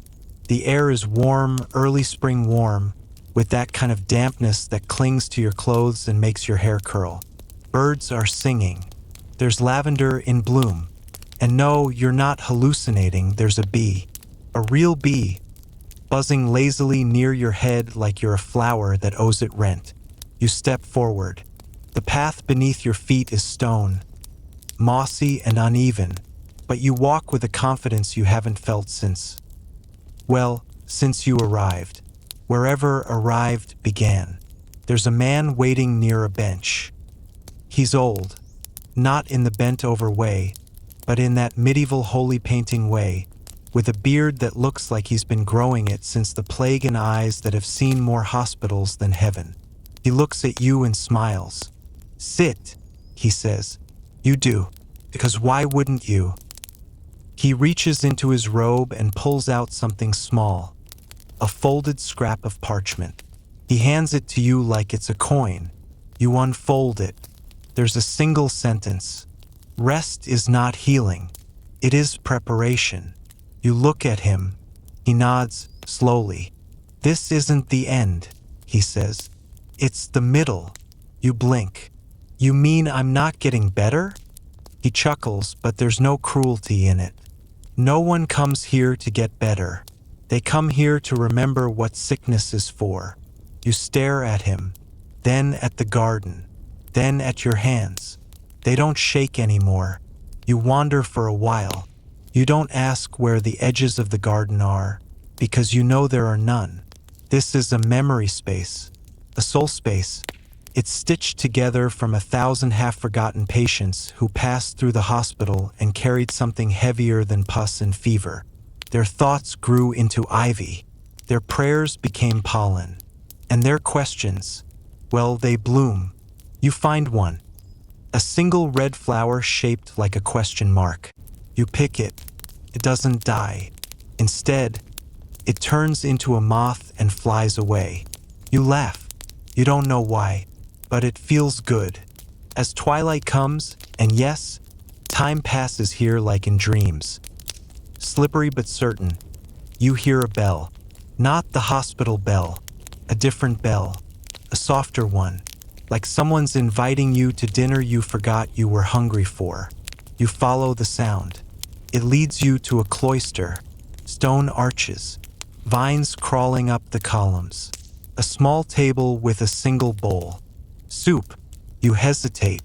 You've had enough soup in that hospital to last 3 plagues. But this one smells honest. You sit and take a bite. Tastes like your childhood, like a memory of safety you didn't know you missed. And then it happens. The shift. A quiet one. The garden blurs. Not fades, just softens. The trees lean in. The sky dims, but never darkens. And the man returns. This time he's not alone. Behind him, dozens of figures in patient gowns.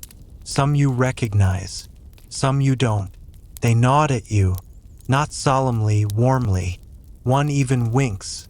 The man says, "It's time to return."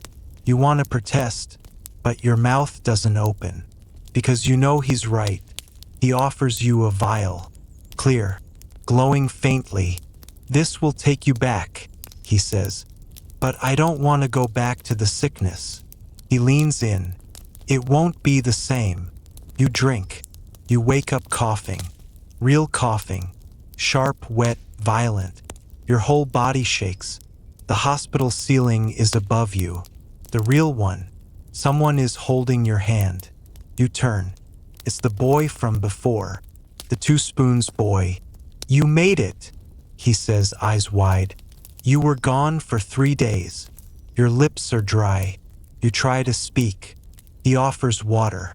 You drink it like it's made of gardens. "Where did I go?" you ask. He grins. "Where we all want to." Later that night, when the fever breaks and you finally fall into normal sleep, You dream of the door. It's closed again. But now the key is under your pillow. And you know the garden didn't vanish. It just waits for the next visitor who dares to remember what rest really means. The next morning, the hospital feels louder.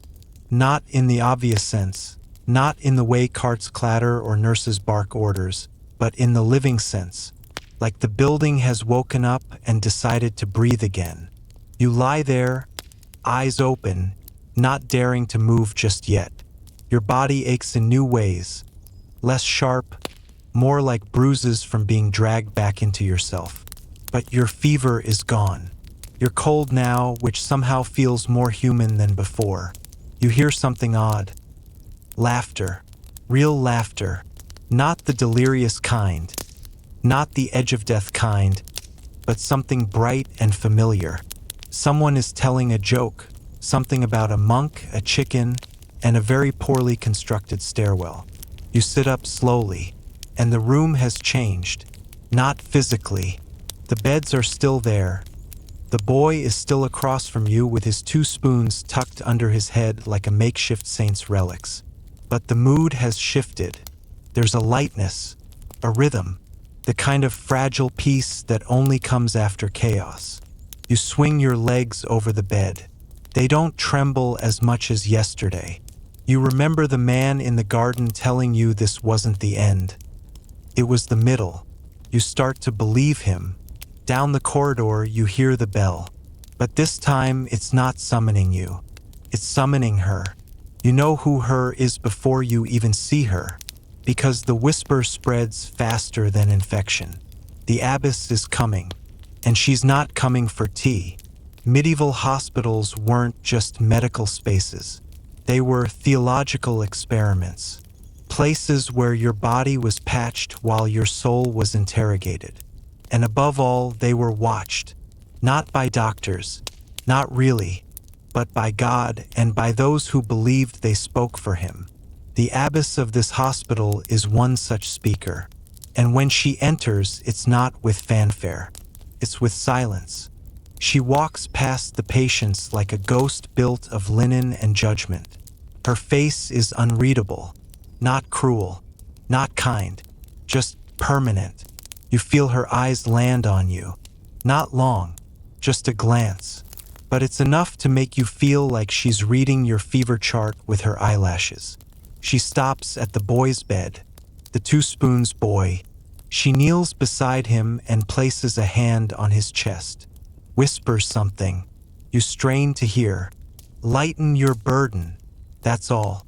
She stands, walks away, leaves. No sermons. No commands, just that strange invocation. What was that about? You ask him when she's gone. He shrugs, says that every week, like a ritual. Does it work? Sometimes. You nod, because that's the most honest answer in this place. Later, when the sun slants through the stained glass and paints your sheets with saints and dragons, someone new arrives. A man on a stretcher. He doesn't move, not even when they set his leg, which bends the wrong way like a broken compass. Pilgrim, the nurse whispers, collapsed at the gates. You glance at the boy. He sighs. Another one. How often does this happen? Weekly, sometimes twice. You study the man's face. It's peaceful, too peaceful. That's when you see the beads in his hand. Rosary. And they're burned. The wood blackened. The string frayed. Someone tried to pray through fire. Or during it, you shiver. Not because of the cold, but because you realize healing in this place doesn't always come before the end. Sometimes it is the end. That night you can't sleep. The bed is too soft, or too hard. Or maybe your body's just unused to rest that isn't laced with nightmares. So you wander, barefoot, cloaked in your hospital robe like a medieval ghost with a dress code. The hallway leads you back to the chapel, the one you avoided before. This time you go in, and it's empty. The candles flicker nervously. You sit in the back pew, just to breathe. But then, footsteps. Someone else enters. Not the abbess, not the boy. Someone taller. A monk. And he's holding a basin. With steam. He doesn't see you. He kneels at the altar and begins to wash it. Not polish. Not dust. Wash. Like it's bleeding. You watch in silence. His hands tremble. His lips move. You can't hear him, but you see the shape of the words. Forgive me. Forgive me. Forgive me. You return to bed with that image seared behind your eyes. And you finally sleep. Deeply. Without dreams. Because sometimes what you need most in a hospital isn't medicine, or soup, or even a miracle. Sometimes you just need to see that even the people who run these places are broken too. You wake to bells, but not the kind that summon monks or signal death. These are different. They chime, light, measured, deliberate. You sit up, confused, and realize the sound isn't coming from within the hospital. It's beyond the walls, carried in on the wind like a memory someone forgot to bury. The boy with the spoons grins. Feast day, he says, stretching like a cat. That means porridge and bread. Bread. You'd forgotten the shape of it, the texture, the way it felt to chew, not just swallow. He's already halfway to the door, barefoot and bold. You follow. The hospital's rhythm has changed again. Just a bit. There's color, cloth banners above the windows, crudely embroidered saints with crooked halos, their smiles stitched like afterthoughts. Someone's poured lavender oil along the baseboards, and though it doesn't mask the smell of sweat and decay, it tries very hard. Even the nurses seem gentler. One hands you a cup. It's warm. Real broth, not just onion water pretending to be soup. This is actually good, you say. She winks. Don't get used to it. You sit by the window, slurping like an animal, watching the town below move in procession. Children in wool capes, women scattering herbs, a donkey decorated with marigolds that looks like it knows it's ridiculous. What's the feast? You ask. Saint Julian, says the boy, mouth full of bread, patron of travelers and murderers. You blink. That's a versatile portfolio. His story's a mess, he adds. Killed his parents by accident, then ran away and opened an inn. That's comforting. He shrugs. People like him, especially pilgrims, makes them feel less doomed. Later that day, a small group arrives. 4 men and a woman, covered in dust and hope. Pilgrims. They carry nothing but satchels and stories. One collapses before reaching the door. You help the nurse bring him inside. He's not sick, just exhausted. The kind of tired that lives in your bones and needs weeks to evict. 3rd one today, the nurse mutters. You ask why they're coming now in the middle of autumn. The relic, she says, like you should already know. It's here. You blink. Relic. She leans in. The toe of Saint Erasmus. You wait for a punchline. There isn't one. He protects travelers, she continues, and colicky infants. Another weird combo. That evening you ask the abbess about it. You don't expect her to answer, but she does. The relic came from Burgundy. We've had it for 7 years. She doesn't look at you when she speaks, just gazes out the window, where pilgrims now camp in the courtyard, their breath rising like incense. It only works if you believe, she says. You frown. And if you don't? She turns finally, and for a moment you see something. Tiredness? Amusement? Sadness? If you don't, she whispers. It still works, just differently. That night, someone knocks on the chapel door. You're already inside, watching candlelight dance on cracked stone. It's the monk again, the one with the basin. This time he brings no water, just a bundle. He unwraps it carefully. Inside, a glass vial sealed with wax, and something grayish-white inside, like a baby tooth dipped in dust. You don't have to ask. You know, it's the relic. He places it on the altar, kneels, and doesn't move. For hours. Around midnight, someone else enters. A woman, hooded. You recognize her gait before her face. It's the nurse. She doesn't speak to the monk, doesn't even look at him. She just sits, 5 pews back, and whispers under her breath. You only catch pieces. If you're there, he doesn't know. Please just let the bleeding stop. She wipes her eyes before standing. You pretend you didn't see. The hospital doesn't sleep that night. Not because of sickness, but because of hope. Hope is noisy. Hope sings too loud and knocks things over. It brings in pilgrims and candles and folk songs with questionable theology. But hope also heals. Not the body, not always, but the space around the body, the place where belief nests. As dawn stretches pale and uncertain over the rooftops, you realize you haven't coughed once in hours. The boy with the spoons is already awake. He's carving something with a dull butter knife. Tiny spoon, for someone smaller.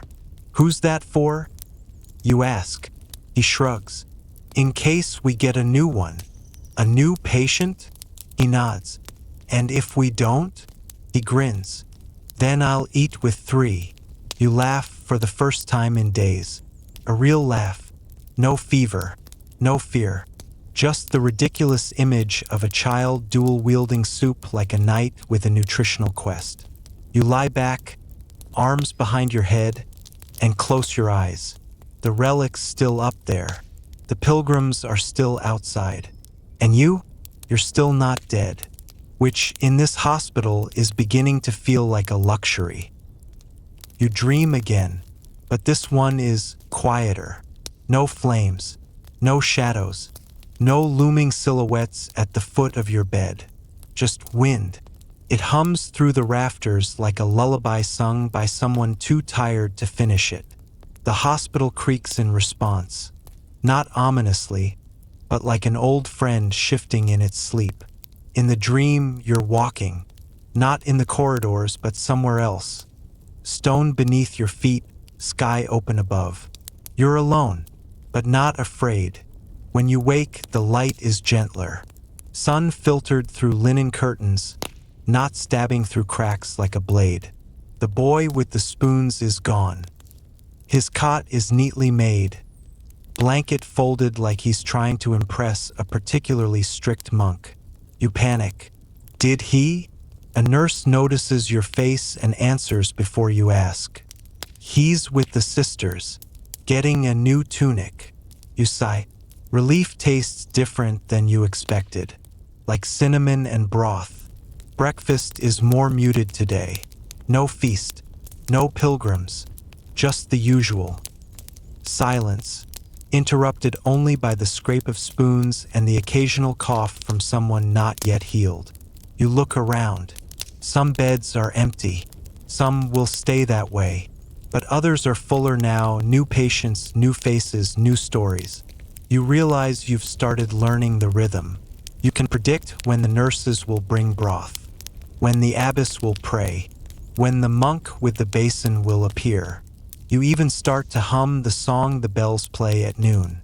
It's not exactly beautiful, but it's yours now.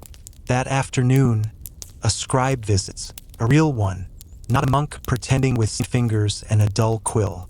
He sets up in the corner with parchment and ink, wearing a smock that used to be white and a look of permanent disapproval.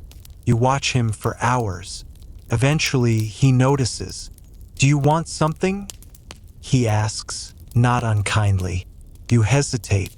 Then, can you write something for me? He shrugs. Depends what it is. You hand him a scrap of cloth, inked faintly with Spoon Boy's handwriting. It says, If I die, tell the donkey he was my favorite. The scribe blinks, then chuckles. I'll add it to the margins. The boy returns that evening. New tunic, clean face, hair still damp. He looks different. Not older, not wiser, but quieter. Did they tell you something? You ask. He nods. What? He frowns, then shrugs. I'm leaving soon. You sit up. Why? They said I'm not sick anymore. You don't know whether to be happy or furious. But where will you go? He tilts his head. Don't know yet. Maybe I'll join a guild. Maybe I'll become a rat catcher. You blink. That's specific. They get paid, and rats are dumb. You can't argue with the logic. That night you help him pack. Not much to gather. A spoon, a scrap of bread, a piece of string that might be magic if you believe hard enough. You find yourself staring at the blanket he used, the one he folded so precisely that morning.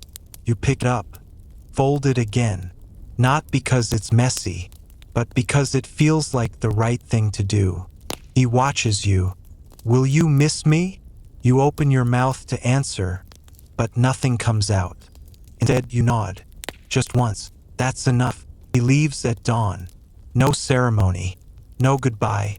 Just a warm spot on the mattress and a spoon tucked under your blanket like a relic of your own. You don't cry. Not exactly.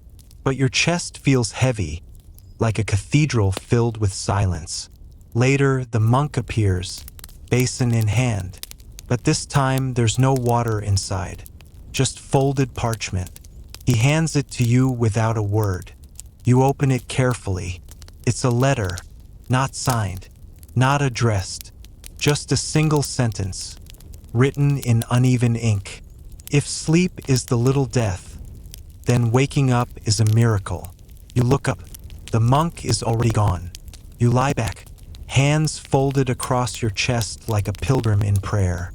Outside, the world keeps moving, slowly, awkwardly, with too many elbows and not enough clarity. But inside, here, in this absurd, holy, six-scented place, you're still breathing, you're still here, and for now, that's enough.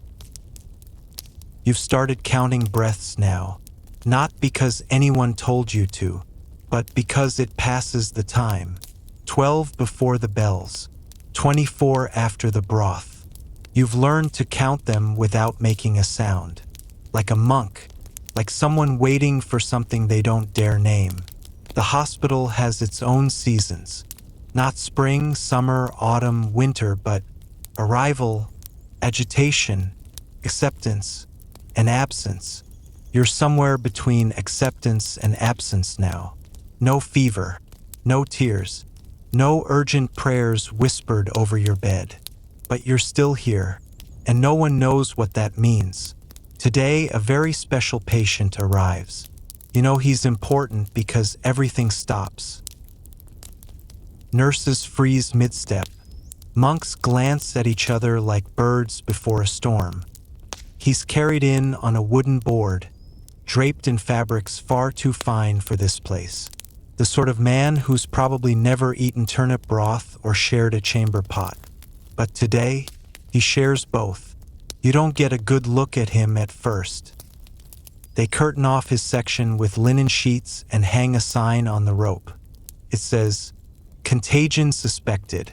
Do not enter," which in medieval hospital language might as well say, "We have no idea what's wrong, but we're terrified." Still, rumors bloom like mildew. Poisoned by a rival. No, bitten by a serpent in a reliquary. I heard his soul left before his body did. None of these help you sleep. Eventually, the abbess gathers the ward. Everyone who's well enough to sit up is given a tiny cross to hold and a task to focus on. Your job: whisper the psalms quietly, but honestly, you hum a tune from your childhood instead. The one about the duck who married a knight. You figure it's spiritually adjacent. That night, the fever returns. Not to you, but the hospital itself. Heat pools in corners. Shadows grow longer than they should. You hear someone sobbing, quietly, into their pillow. Not out of pain, but because they missed the donkey in the stable. And suddenly you realize, no one here is untouched by loneliness. It's the second sickness. Maybe the first. The next morning, the curtain is gone. So is the man. No one speaks about it. The sheet from his bed is burned in the courtyard. Even the rope with the warning sign is tossed into the flames. You watch it curl and blacken, letters twisting until they're unreadable. You say nothing, just breathe in the smoke and remember how it smelled. That same day, the boy's spoon breaks. Yes, that spoon. The one he left under your blanket like a charm. You weren't using it, just carrying it, like a talisman. But today it cracks. Right down the center, clean as a prayer split in half. A nun sees it and offers you a new one. But you shake your head. This one, this broken one, still holds more memory than metal. You wrap it in cloth and hide it beneath your straw pillow. No one needs to know. That evening, a woman arrives screaming. Not in pain, in fury. She's healthy, more or less, but demands to be admitted. Her husband's ghost has been visiting her at night, she says, whispering the same phrase over and over. You forgot the onions. No one quite knows what to do, so they give her a bed, and a turnip, and a bell, just in case. Later, a young monk sits at your bedside. Not the scribe, not the basin guy. This one's new.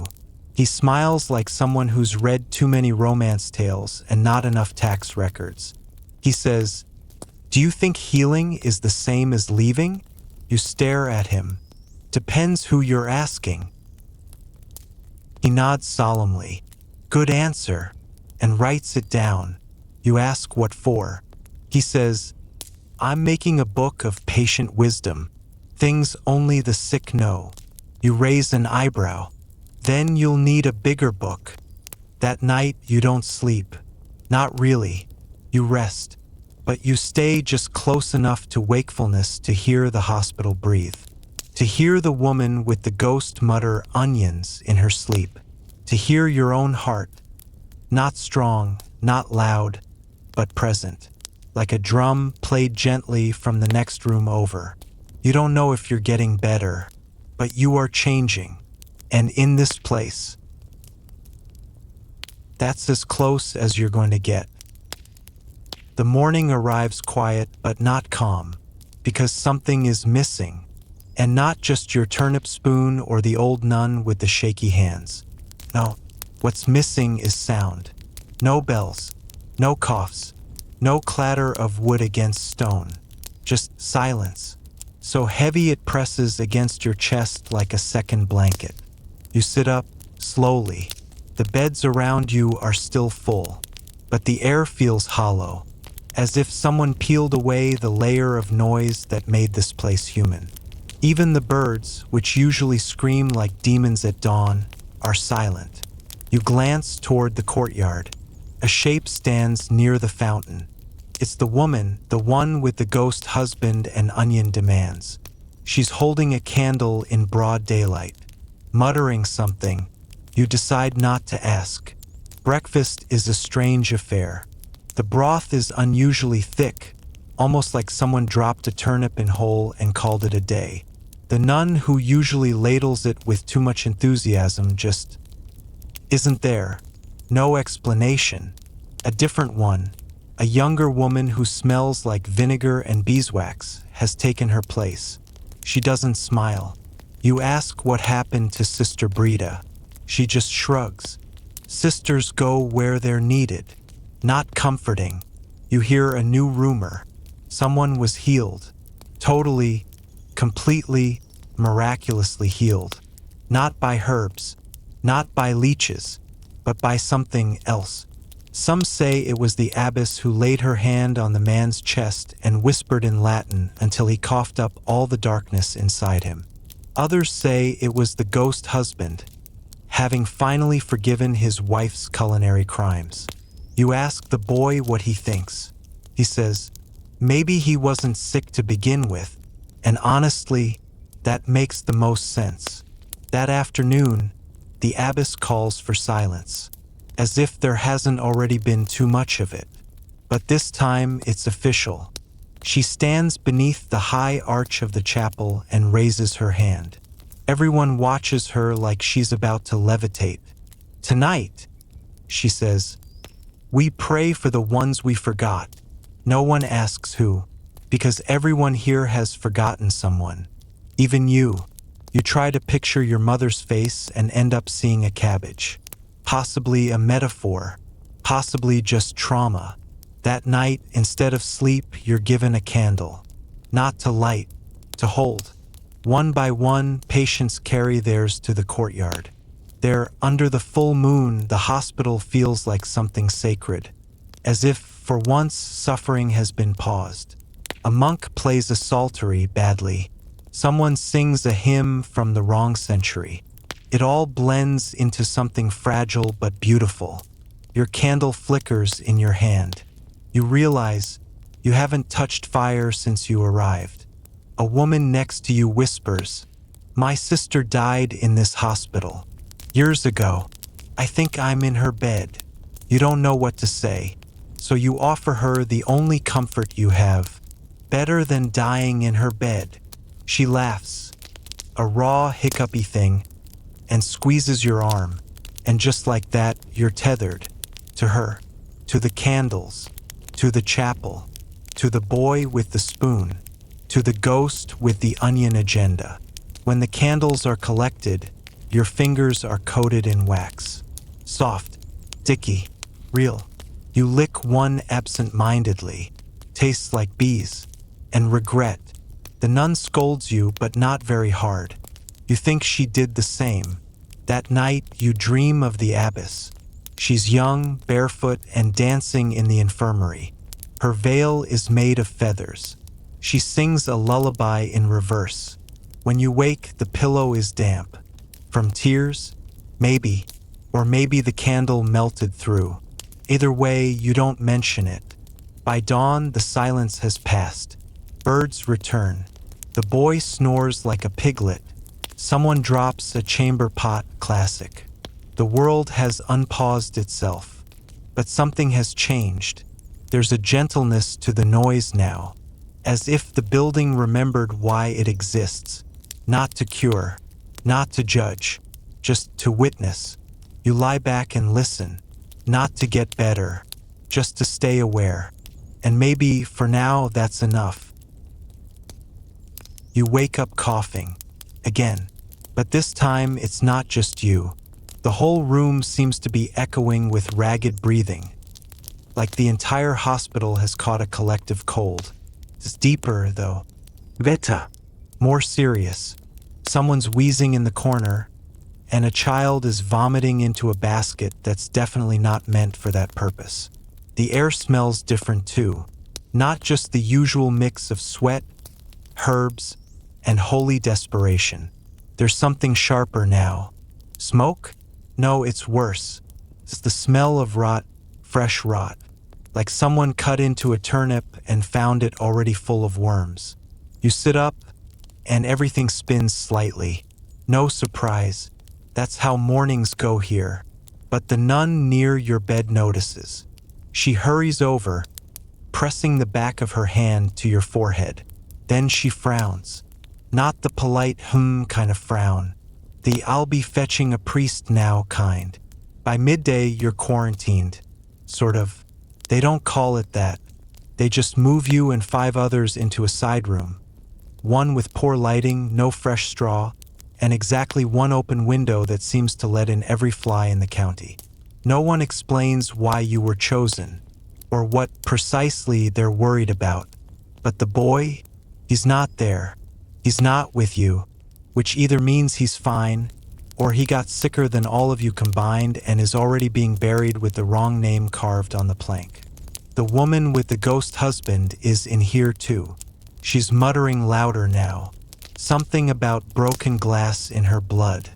Another man insists the abbess touched him last night while he slept and took his fever away, which would be a miracle, except he still has the fever. So either it didn't work, or the abbess is a sleepwalking liar. You're not sure which is worse. Around evening, a young monk visits. He's nervous, clearly not trained for sick rooms. He holds a tiny book and a bowl of crushed garlic. 2 tools, 1 job. He gives up halfway through reading the psalm and just starts humming. It's oddly comforting. You ask him what's happening, why you were moved, whether the others are okay. He swallows hard and says, "It's just a precaution," which, in this context, is exactly the kind of phrase you don't want to hear. That night, sleep comes with fever. Your skin prickles like hay on fire. Your mouth feels filled with coins. You try to pray, but the only words that come are turnip and sorry. Someone moans next to you, not in pain, just moaning, like a ghost that's forgotten how to form syllables. You close your eyes and pretend it's a lullaby. You dream of home, except it's not really your home. It's a weird mashup of your memories, things you overheard, and possibly 1 or 2 old paintings that hung in the main hall. Your father is there, but his face is a spoon. Your mother stirs a pot that contains the abbess's voice. The bed you lie on is made of church bells, and every time you move, they toll. Eventually, you wake up, alone, not entirely alone. A nun is there, but not your nun. This one wears a black veil so stiff it doesn't move even when she turns her head. She smells like salt and iron. She says nothing, just checks your pulse, looks in your eyes, then nods once, and walks away. By morning, the fever has lessened. The others look worse. The woman with the ghost husband has stopped speaking entirely. The man who claimed the abbess touched him now says he was mistaken. It was probably just a dream. You're not sure if that's better or worse, but you feel oddly stable, like the fever swept through and cleaned something out. You stretch. Your bones ache, but in a good way, like you survived something you weren't supposed to. The monk returns. This time, he brings fresh bread. You all stare at it like it's gold. You take a bite, and it tastes like nothing. Not bad, not good, just plain. But for once, you don't mind, because sometimes plain means still alive. You chew slowly, and you wonder how many people in this room will still be here tomorrow. You hope the boy's one of them. You hope you are too. You don't know it yet, but today is the day you're going back to the main hall. Not because you're better, and certainly not because the hospital suddenly needs the quarantine room for someone sicker than you, though you wouldn't put it past them. No, you're being moved back because someone else in the ward died last night, and their bed is now available. You don't get to ask who. You don't want to ask who. The boy? The woman with the ghost husband? The man who dreamed of abbesses? You'll find out soon enough. They don't wash the bed. They just shake the straw, wipe the board with vinegar, and sprinkle a little salt by the corners. That's enough, apparently. You lie back down in a place where another fever once burned, and you try not to think about how warm the wood still feels. The nun, your nun, is back. She's gentler now, or maybe you are. She presses your wrist and nods, then leaves behind a bowl of broth and a slice of something pretending to be meat. You eat it, but the texture is like chewing rope soaked in candle wax. Still, you're grateful. Gratitude, you've learned, is like vinegar, a little sharp, but it keeps things from spoiling. The days blur. No more dreams of ghost mothers or bell-ridden beds. Now it's just the sounds of the ward again. Soft wheezing, murmured prayers, the occasional retching. You begin to piece together a rhythm to the chaos. Morning, groans and broth. Midday, scripture and silence. Evening, fever and forgetting. You begin to recognize patterns in who gets visited, who doesn't. You notice who gets whispered about, who gets moved without announcement, and who stops being mentioned altogether. It's on the fourth day back that the boy returns. His hair has been cut shorter, his cheeks are thinner, but it's him. You watch as he limps down the aisle, guided by a young brother with clumsy hands and a permanent blush. The boy doesn't see you at first, then he does, and he smiles. Not the weak kind you expect from someone who nearly died. It's genuine, small, but real, like he just remembered a joke no one else got. You talk that night. Nothing important, just questions about the food, still bad. The nuns, still stern, and whether or not he saw any angels. He says no, but he did see a white dog that barked 3 times and vanished into the floor. He's not sure if that counts. You both agree it probably does. The monks begin bringing books. Not to read to you, no. They're placed at the ends of beds or left under pillows. Books as medicine. Even if most of you can't read, they carry power by mere presence. One has a painting of Saint Sebastian, naked and shot full of arrows, but somehow still looking smug about it. Another is filled with red-lettered pages, almost too bright to stare at directly. They comfort you in a weird way, not because they'll save you, but because someone thought they might. You start helping, just small things, lifting someone's head so they can drink, cleaning up a dropped cup, holding a man's hand as he cries and says he can hear bees in his bones. The nuns don't stop you. In fact, one of them places a wet cloth in your hand and gestures toward a woman who hasn't moved since dawn. You obey. Feels useful, like you're part of the machinery here now. You're not just the patient anymore. You're a cog, a squeaky, fever-scarred cog, but still turning. One night you hear laughter. Real, full-throated, shameless laughter. It echoes from the far end of the ward where someone's been telling stories. You can't catch all of it, but there's something about a donkey, a bishop, and an extremely confused rooster. Even the nun walking by smirks, just slightly. In this place, a joke is medicine. Laughter is a luxury, almost holy. You close your eyes and let it wrap around you like a second blanket. And in the quiet that follows, you feel something shift. Not in the room, in you. Something about the place has infected you, not the illness, but the rhythm. The strange peace that comes from knowing everything is fragile, and yet still moving. People die here, people live here, and you're still not sure which direction you're headed. But for tonight, you breathe easier, and that's enough. You wake in the middle of the night, not because of pain, or coughing, or a nightmare, but because it's quiet. Too quiet. No snoring, no creaking beds, no whispered prayers, just stillness. Even the ever-dripping basin near the archway has stopped.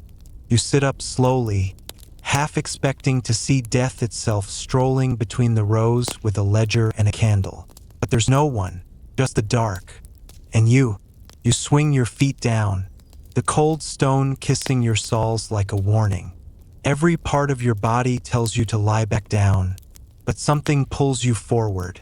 You shuffle down the corridor, past sleeping forms bundled in wool and straw, past the statue of Saint Roch, whose wooden dog seems to follow you with its painted eyes. The chapel is open and lit. A single candle burns near the altar. Inside, you find her, your nun. She doesn't flinch when she hears you. She just gestures to the stone bench beside her. You sit. Neither of you speaks for a long while. Eventually, She breaks the silence. Couldn't sleep? You shake your head. She nods like she expected that answer. Me neither. She tells you about her sister, who died before she could take her vows. About the priest who cried during every Easter sermon, but denied it with every breath. About the time the roof caved in during a thunderstorm, and how the bishop called it a miracle that no one died, even though 2 patients did. You don't say much, but you listen. You listen like your ears are starving, and she feeds them. In the lull between her stories, she passes you a sliver of dried fig. Contraband, probably. A sweet too rare for patience. Tastes like memory. Sticky and warm and slightly bitter. You smile. She doesn't, but her eyes soften. You know, she says, they say laughter shortens purgatory. You nod. Then, without thinking, you reply, do puns count? She laughs. A real one. She nearly drops her candle. You consider that a win. The next morning, everything feels more normal.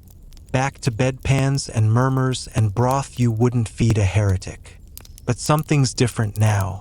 It's not a miracle. It's not healing. It's more subtle than that. You've learned the choreography.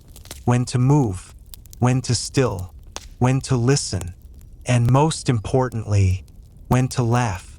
One of the old men, Jules, you think, dies during prayer. It's peaceful. His lips were still moving when he stopped breathing. They say that's a good sign. The nun wraps his hands with linen, places a tiny wooden cross between his fingers, and covers his eyes with a cloth. You help hold the screen while they move him. You don't flinch. You don't cry. But later that night, you dream of him walking out the front gates, laughing and muttering something about how the food's better in heaven. You get sick again. Not that sick, but enough that they make you stay in bed for 2 whole days. Back to watching the ceiling beams, counting them, naming them. One looks like a bear.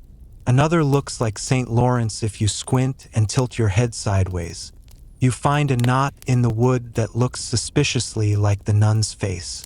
You keep that one to yourself. On the 3rd day, you wake to find something by your bed. A bundle of wildflowers. Not the fancy kind. Not roses or lilies, but weeds. Stubborn little things. Dandelion, chickweed, dead nettle. All things that refuse to die. You smile. You don't know who left them, but you know why.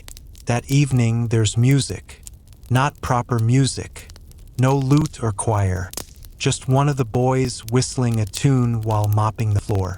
It's off-key, too fast in some parts, but it dances. And a few beds down, someone hums along. You close your eyes, and for the first time in what feels like 100 years, you let yourself believe you might actually leave this place someday. Maybe not today, maybe not next week, but someday. And when you do, you'll miss the strange comfort of this place. This terrible soup, its creaking beams, its ghosts and laughter. You'll carry it with you like a scar, not a wound, a story. There's a saying the old nun once muttered while mending a bedsheet. Those who sleep in hospitals walk the line between earth and sky. At the time, you weren't sure what it meant. But now that your body feels more yours again, now that your dreams have stopped being filled with groaning and chanting and bell chimes, you understand. You're still not well, but you're not dissolving anymore either. Today, the shutters are open. You didn't know they could open. The light is shocking. Not warm, too pale for that, but it's light.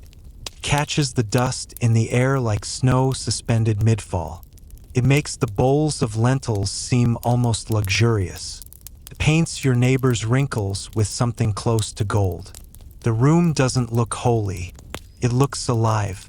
You hear the word discharge for the first time. Not about you, not yet, but about someone down the corridor. She walks out carrying her shoes, wrapped in a cloth bag. People whisper like she's being married off. You wonder what her world will look like now. Will food taste strange without the sharp tang of vinegar broth? Will beds feel too soft, too selfish? Will silence feel too wide? That night, the nun visits again. She sits at your bedside, hands folded like she's preparing a prayer. But she just talks. No lesson, no parable, just stories. About the time the abbess locked herself in the pantry by accident. About how the hospital cat somehow learned to open the wine room. About how even saints, in her opinion, probably had athlete's foot. You try not to laugh too loudly. It hurts to laugh still, but not as much as it used to. She gives you a comb. Simple, wooden, worn smooth by decades of hands. You'll need this, she says. You raise an eyebrow. I'm not bald yet. She smirks. No, but you're not a patient forever. You hold the comb like it might bite. It's heavier than it should be, like all gifts from this place. The next morning, you're on your feet, not just to use the chamber pot.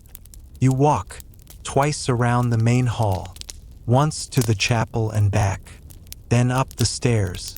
Your legs burn like they're waking up from a year-long nap, but they hold.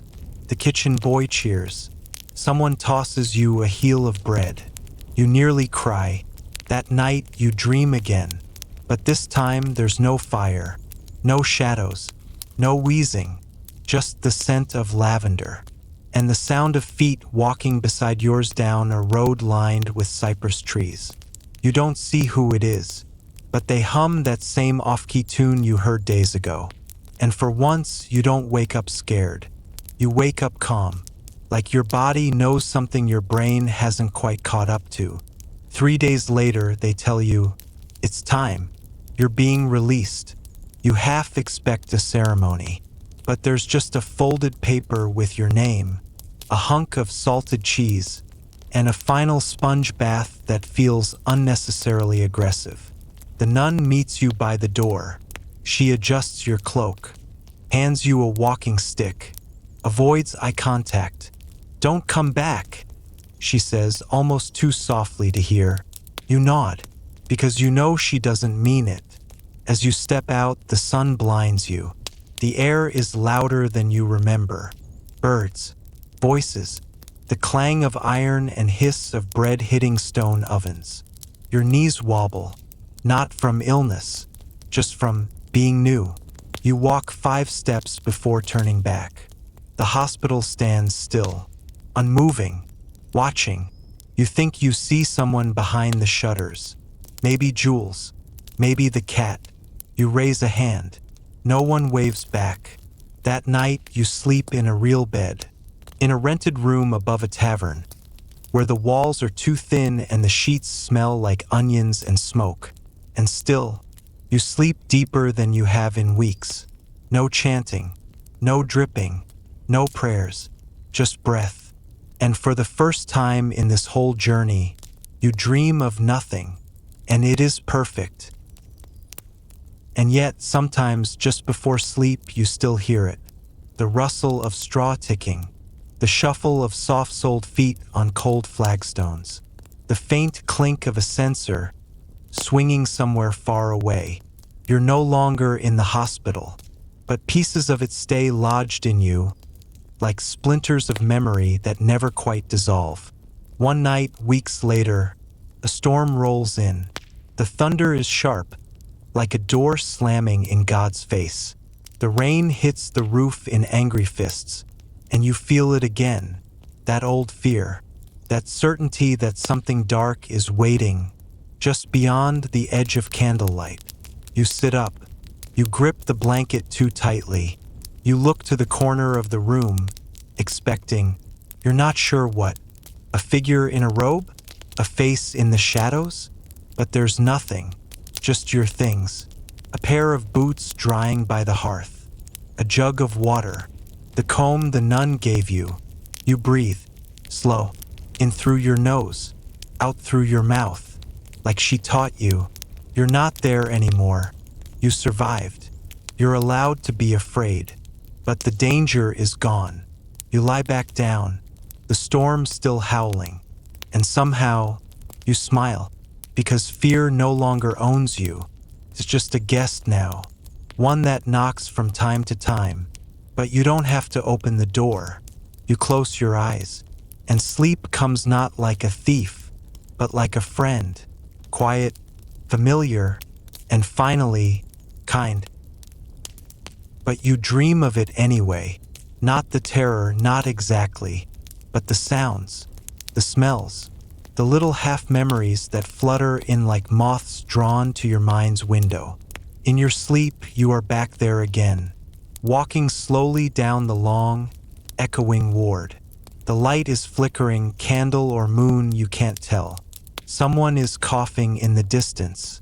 A nun is singing low and off-key, like a lullaby meant more for the dying than the living. You pass beds you remember, faces you wish you didn't. Old Martin with the broken spine.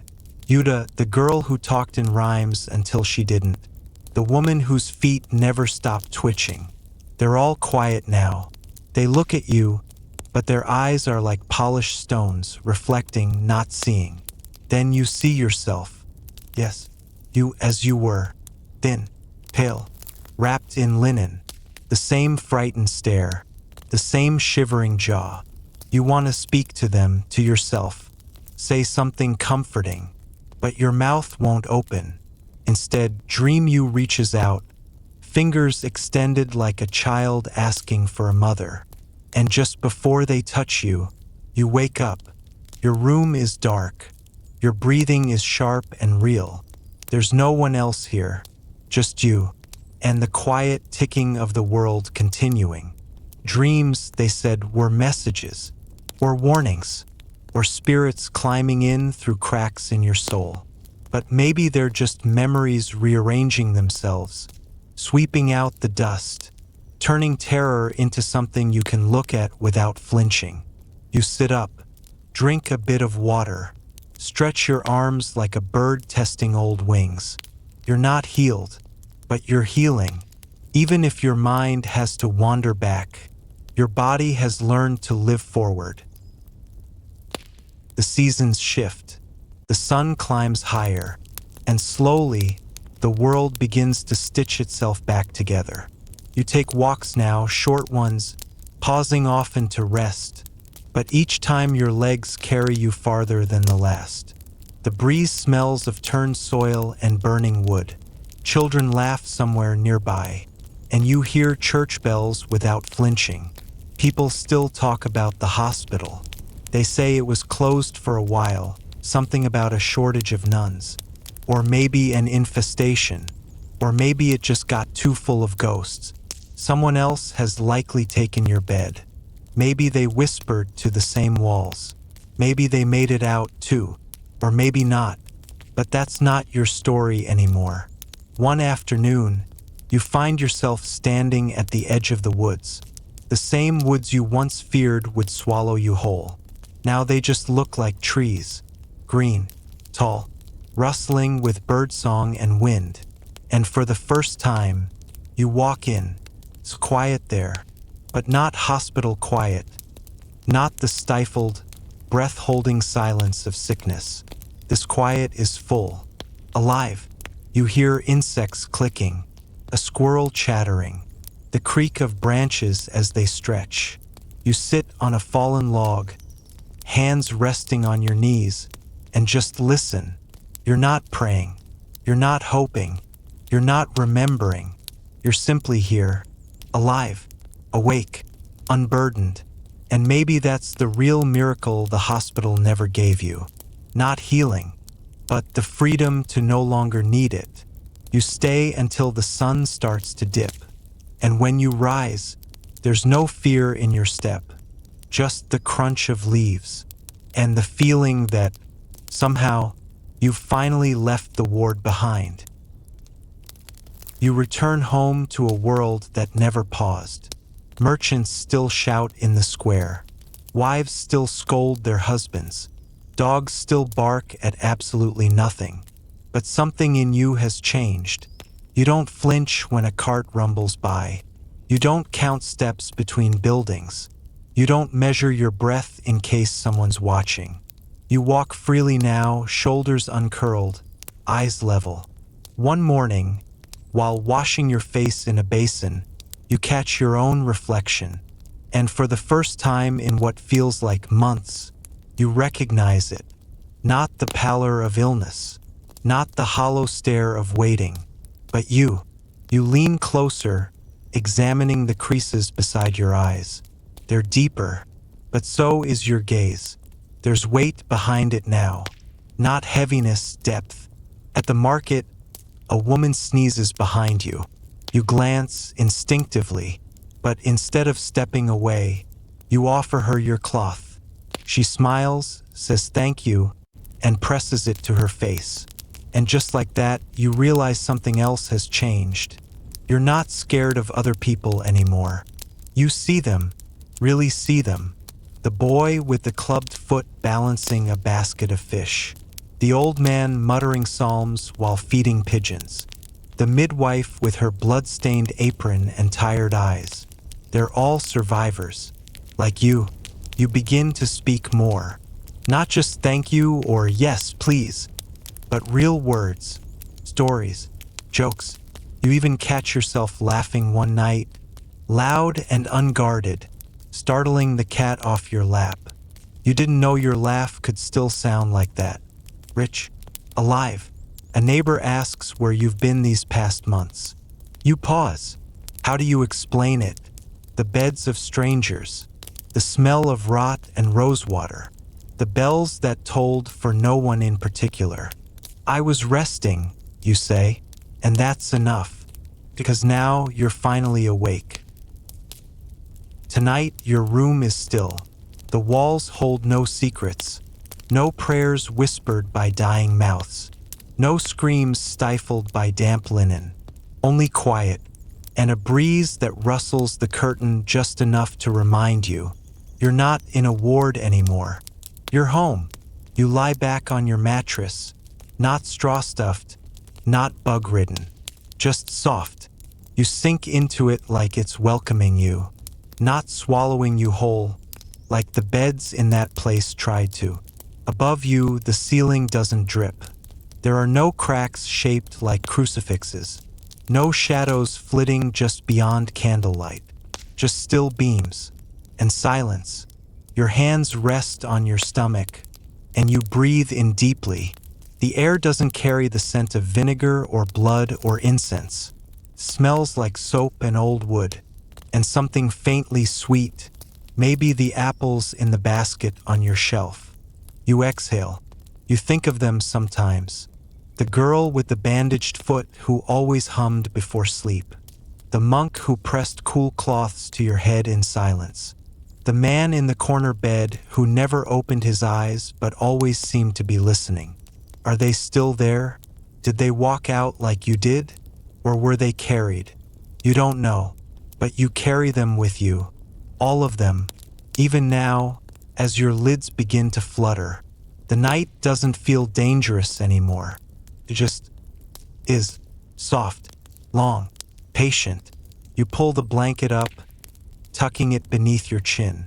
Outside, the wind sighs, not in mourning, just tired, like you. No bells ring, no coughing breaks the silence, no footsteps echo down a stone hallway, only the creak of your own floorboard as you shift. You whisper just to see if the world will answer. I'm here. Nothing replies, and somehow that's a comfort. You close your eyes. You feel your pulse. Not racing, not fearful, just steady, like a drumbeat somewhere deep in the woods, or a heart that knows it no longer needs to fight. You made it, and now you can finally sleep. Somewhere, far behind you, someone else is waking up beneath a heavy wool blanket. They'll hear a bell today. They'll meet the nun. They'll whisper stories with their neighbor about saints and ghosts and soup. They'll walk the same halls. They'll curse the same broth. They'll laugh at the same broken windows and sing the same hymn half a note flat. They won't know your name, but your footsteps are there, woven into the stone like threads of warm breath. As you rest now, your body remembers that strange rhythm of survival, that cold you can't quite shake, that hum of candles at midnight, that sharp, sweet bite of forbidden fig. It settles in your bones like a lullaby, and somewhere deep in your chest, you know this: you are not healed, you are not whole, but you are here, and that's enough. Now, close your eyes, let the noise of the world soften, and drift back into the slow, sacred silence of night.